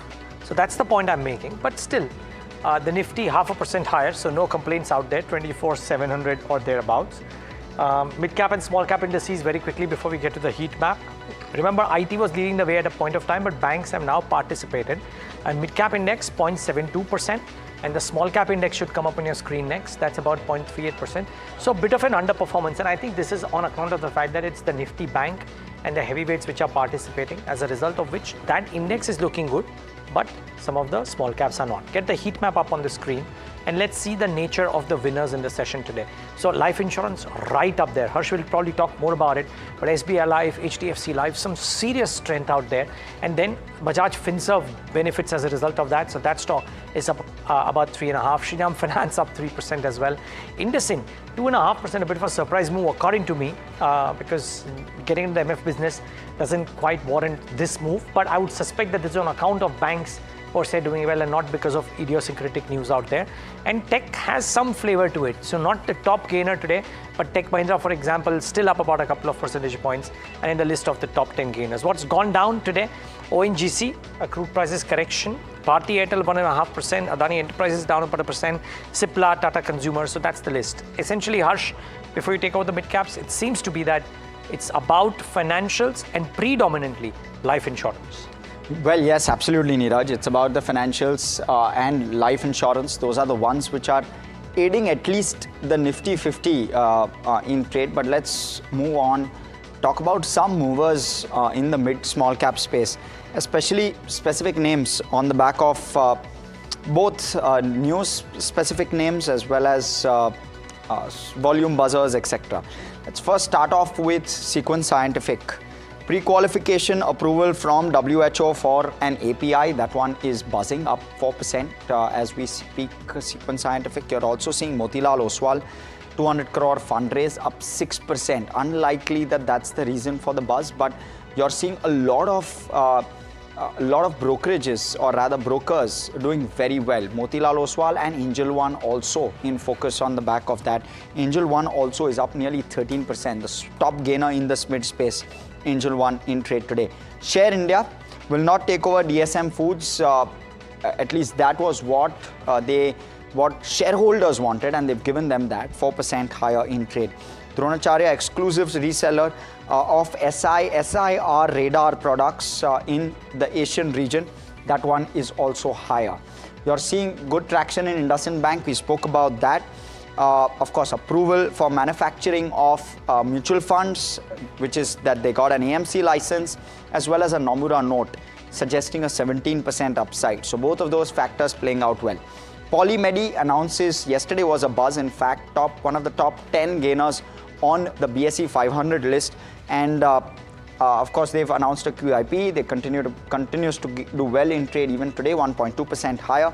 Floor price for the QIP is 1,881 a share. Saraswati Saree debuts on bourses, up 31% from the IPO price. So that one doing well as well.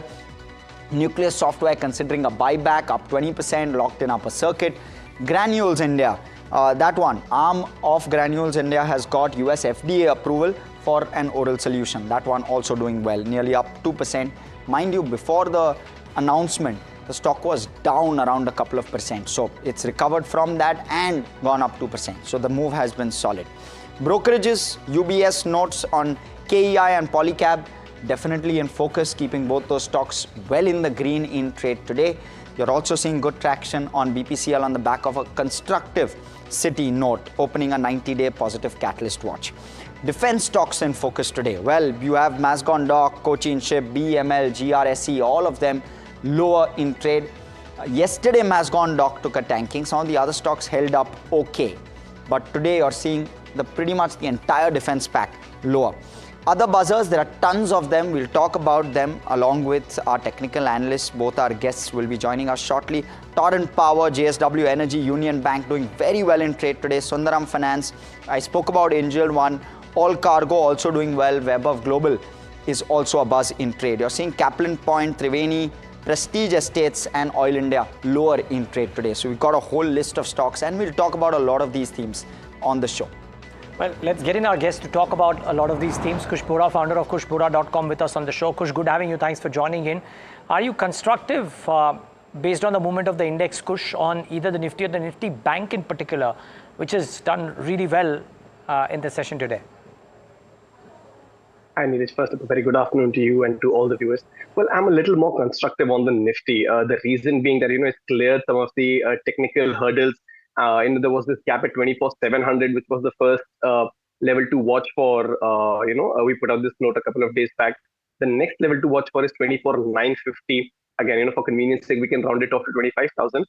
that's the next level to watch for.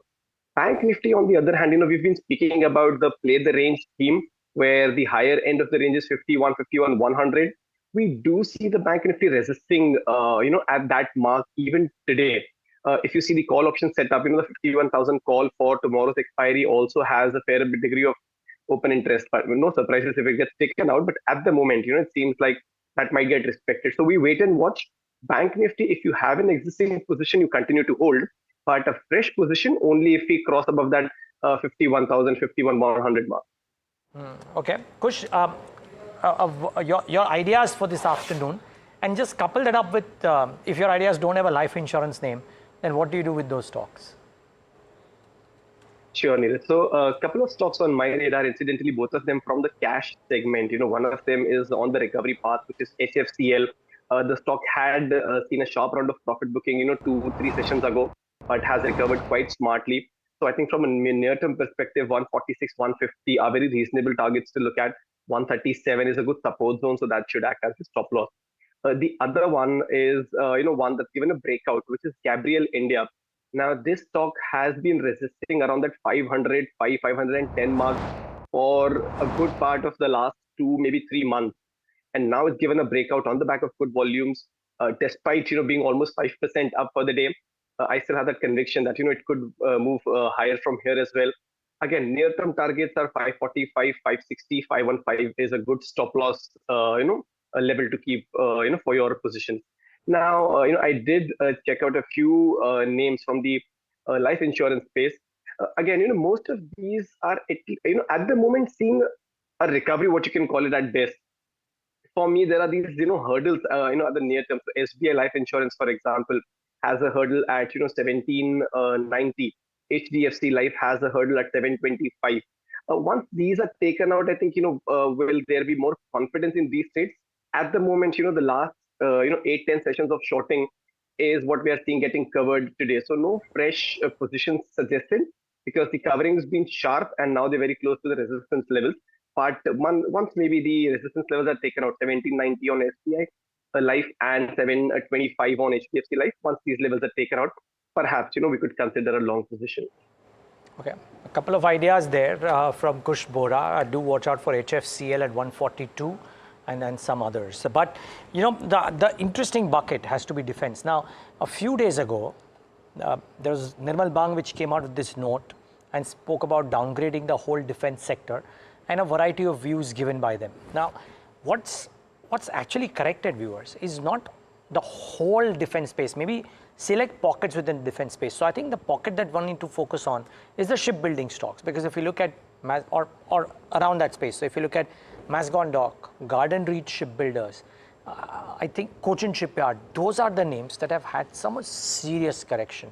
Now, Harsh, I found that note very interesting. Independent of whether, I find it hard to believe that note is the reason, because I think the stocks have been falling beforehand. But Amit Dixit of ICICI Securities tracks a bunch of sectors very closely. For a DCF value to be 70% lower, I think the arguments that he's making, you could argue that there is no way to prove them wrong, because you do not know what happens post FY27, sure. But that's an argument that can be made for almost any stock which is trading northwards of 50 times. So I don't know what you thought about it, but I'd really love to talk to Amit and question this near 70% downtick that he sees in the target price for Mazagon Dock, because it's a business where the book-to-bill ratio is certainly impressive. Absolutely, Neeraj, you're right. The book-to-bill is impressive. There's a very strong government push, the theme from the government to try and make in India, to try and build in India. And that, at least in this term of the 5 years from 2024 to 29, does not seem to be going away in a jiffy. And therefore, the theme will stick. So I believe that there's of course some bit of extremeness to the view to a certain extent, but at the same time there has to be a tempered expectation as well, which does not seem to be the case. Some of these stocks have already corrected nearly 25+% from their highs. Mazagon Dock itself is down from 5,800 highs to whatever it is today. So they've corrected quite sharply in that sense. and therefore, clearly there is a bit of overvaluation, overheating, which seems to be getting, which seems to be correcting itself. But at the same time, for how long will this correction last is really a question. Yeah. Maybe some technical factors also to it. But on the fundamentals, I think everything will shift towards execution and how execution will play out, and how margins therefore will shape up. Yeah. On the back of the huge books that they've really built up over the last 2 to 3 years. Yeah, and the assumptions in one of the notes was that we have visibility till 2027 or FY27 and not post that. I think at some point of time, today, tomorrow, viewers, maybe not today, but tomorrow, we'll try and get the management to try and understand what is it that they have to say with regards to their margin trajectory as well. Kushbora, any thoughts on these stocks? They've already corrected quite a bit, but what is the downside or what is the support? Well, again, I wouldn't go hunting just because, they've corrected. I think, that's a fair question as to where do the supports lie. For, let's say, something like a Mazagon Dock, the near-term support, the almost near-term support is at 40 to 75. But if that is taken out, you're looking at a 38.50 kind of a level, as well. On, let's say, a Cochin shipyard, it's already trading very close to that support zone of, 2050. Once that is taken out, I think then the next level that comes in is actually about 1850. So this pain could perhaps accelerate some more. If you look at the momentum indicators, they've gone into a downward tizzy, but it's not anywhere close to the oversold territories. Now these stocks have enjoyed a brilliant run over the last couple of years. I think a fair bit of correction is warranted. But then again, as I said, because or rather lack of any fresh triggers and lack of any meaningful buying visible, on the charts also, I would suggest that, investors or traders wait before they go hunting into some of these names. Right. Thanks for that, Kush. Before I come to specific names, let's quickly listen in. We caught up with the management of Mazagon Docks, Sanjeev Singhal, and he'd of course spoken to us earlier in the quarter. Let's listen into the outlook that he gave and what can be expected from Mazagon Docks going forward, because you're seeing a steep correction. Just to contextualize that, let's listen in. I would not be assigning any numbers with respect to the top line, but yes, at the same time, considering the momentum at which we are executing the projects right now, I definitely expect that over 22-23 there should be a decent growth. A better clarity would be visible to us also during Q3. As far as deliveries are concerned, during this financial year, we are eyeing for 3 deliveries. One destroyer, which is the last destroyer of Project 15 Bravo, the first frigate of Project 17 Alpha, and the last Scorpion submarine, that is the 6th submarine of the Project 75. Apart from this, if things go well and as per plan, then maybe we can look for a second delivery of the frigate also during the financial year. So that would be a record performance by itself. However, the second frigate remains a bit touch and go kind of a situation. It could be the end of this financial year or early next financial year. As far as the bottom line is concerned, yes, going ahead also, we see reasonably good margins, whatever we have been posting, because the deliveries are happening as per the schedule or prior to the schedule. As a matter of fact, in case we are able to deliver the last destroyer by October also, this would be almost around 5 months before schedule. And any delivery before schedule has a significantly positive impact on the margins. Okay, so that's Mazagon Dock, talking about how things are going to play out going forward. But time for a quick break. On the other side, we'll be joined by the management of Piccadilly Agro. Stay tuned for that conversation.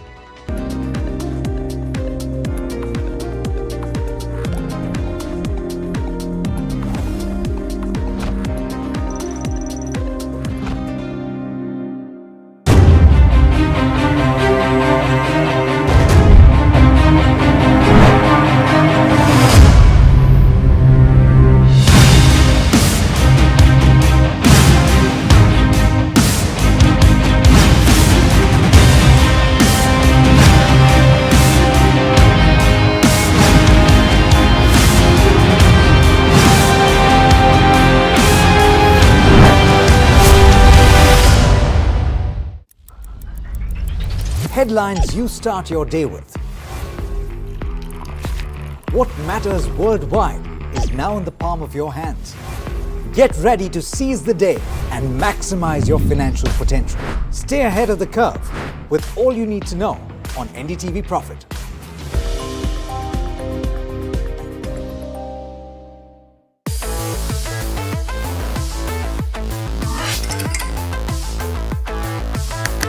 Listen to the voices of reason as they talk about corporate health and investing principles with me, Neeraj Shah, on my show, Talking Point.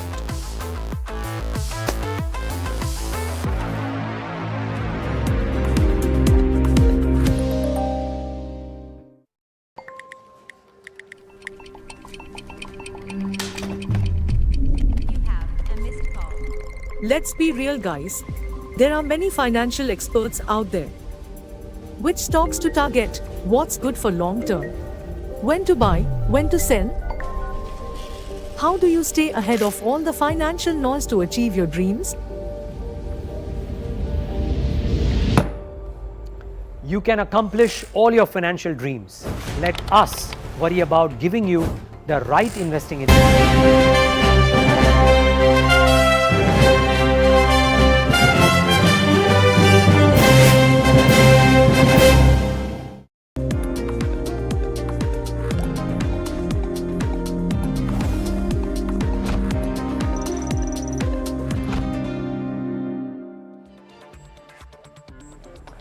Right, back with India Market Close right here on NDTV Profit. Mr. Dharmendra Kumar, whole-time director of Piccadilly Agro, is joining us on the show. Mr. Kumar, good having you. Thanks for joining in. Just before we get down to the business conversation, did Piccadilly Agro again get awarded for the best whiskey or something like that? Could you just fill us in on that? Yes, there is really good news down there. We've kind of cemented our position. It all started with Indri winning a lot of world awards. Then, Diwali did the cementing part. And then this year, we've been, honored with, again, the best whiskey in the world for Dhruv. So this is the third expression that has been awarded the best whiskey in the world. And we are very happy to say that. So this is a recent development. And you said you've gotten an award for the whiskey, which is branded as Dhruv. This is Dhruv. This is a cask strength edition, which is predominantly overseas sales. And because India doesn't allow sales of whiskey above 50%, so this goes mostly to the export market. And this has been really appreciated world over in Europe and in America. Okay. So just tell us, I mean, what does firstly, congratulations to you and the team, of course, that built this out. Thank you so much. Which is good news. Now, tell us, Mr. Kumar, what does this mean? Because when Indri won that best whiskey award, I remember a conversation with you or one of your colleagues talking about what this means in terms of demand, because the talks were that demand will go up for this whiskey. You may not have the adequate capacities right now, so you'll probably build capacities and hope for higher sales as times to come. Now that while that tailwind was behind you, you've also gotten this award. What does this mean for demand for those two as well as some of the other products from Piccadilly Agro? So what is happening, sir, right here is that demand is, of course, outstripping supply, but I think that is a smaller story for the company and for, I think, the country. We are at this threshold which Japanese whiskey was 15 years ago, where, they became really popular and still are very popular, and a big space in the world is attributed to them. Indian whiskeys never had a niche. You would go to a stall, there would be world whiskeys, and India would be part of the world where there are smaller people, and Indian whiskeys will be part of it. But going forward, I think every stall will have a Scotch whiskey, a Japanese whiskey, Irish, American, and an Indian whiskey stall. And that, establishing that as, a benchmark is where I think where we've been successful. And that is going to help us immensely, and of course, the whole category per se. Got it, Mr. Kumar. Harsh also joining in. I want to try and get in your view as to how this is going to contribute to numbers going ahead. So as you scale, as you build, what's the kind of trajectory that we can see both in numbers on revenue and margins? So numbers, I think we are very bullish. We think we will do a 50% growth on revenue in the single malt space this year, the industry is growing at about 35%. I'm talking about the Indian single malt industry. That is growing at about 35% year on year. And we expect to grow slightly faster than that, owing to the growth that we've seen before this, at 50% year on year. And going forward today, for example, the Indian single malt space is about 400,000 cases. That's 4 lakh cases of Indian single malt. We already are 24% of that, 1/4. And of course, getting market share more than that, going to 30 will be tough, but the market is growing at 35%. So there will be a lot of pluses for everyone here. In the single malt space, when we say the world single malts, that is all Japanese, American, Scottish and Indian single malts put together, we already have a 12% market space. So we would want to increase our market space more in that space rather than just the Indian single malt space. Okay, and sorry, please go ahead. So, sorry to come in. No, so sure. If we see last year the numbers we achieved, so we were positioned at the 18th spot worldwide. So no Indian whiskey has ever been at number 18 in the single malt space in the world. And 5 year goal from here is to scale it up from number 18 to number within the top 5, and that is where we are aiming to go. And we feel really proud because the whiskey under us is Lafayette, and the one above us at number 17 is Lagavulin. Understood. So point taken. I mean, as Indians, we should all feel proud about this because it's considerable progress in a space where we've lagged a little bit globally.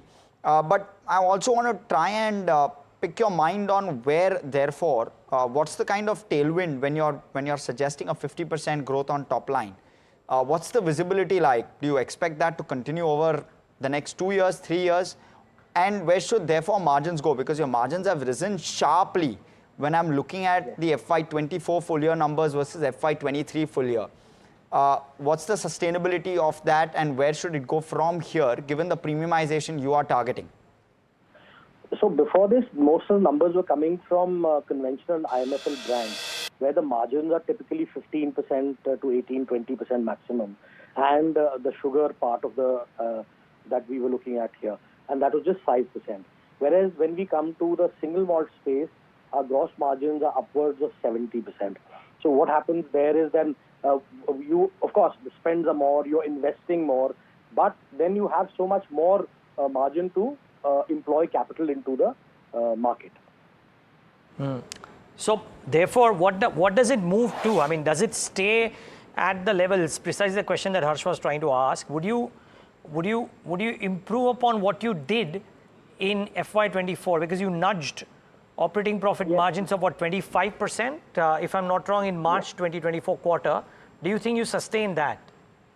No, we will, this year will be a marginal increase of at least 5 to 6%.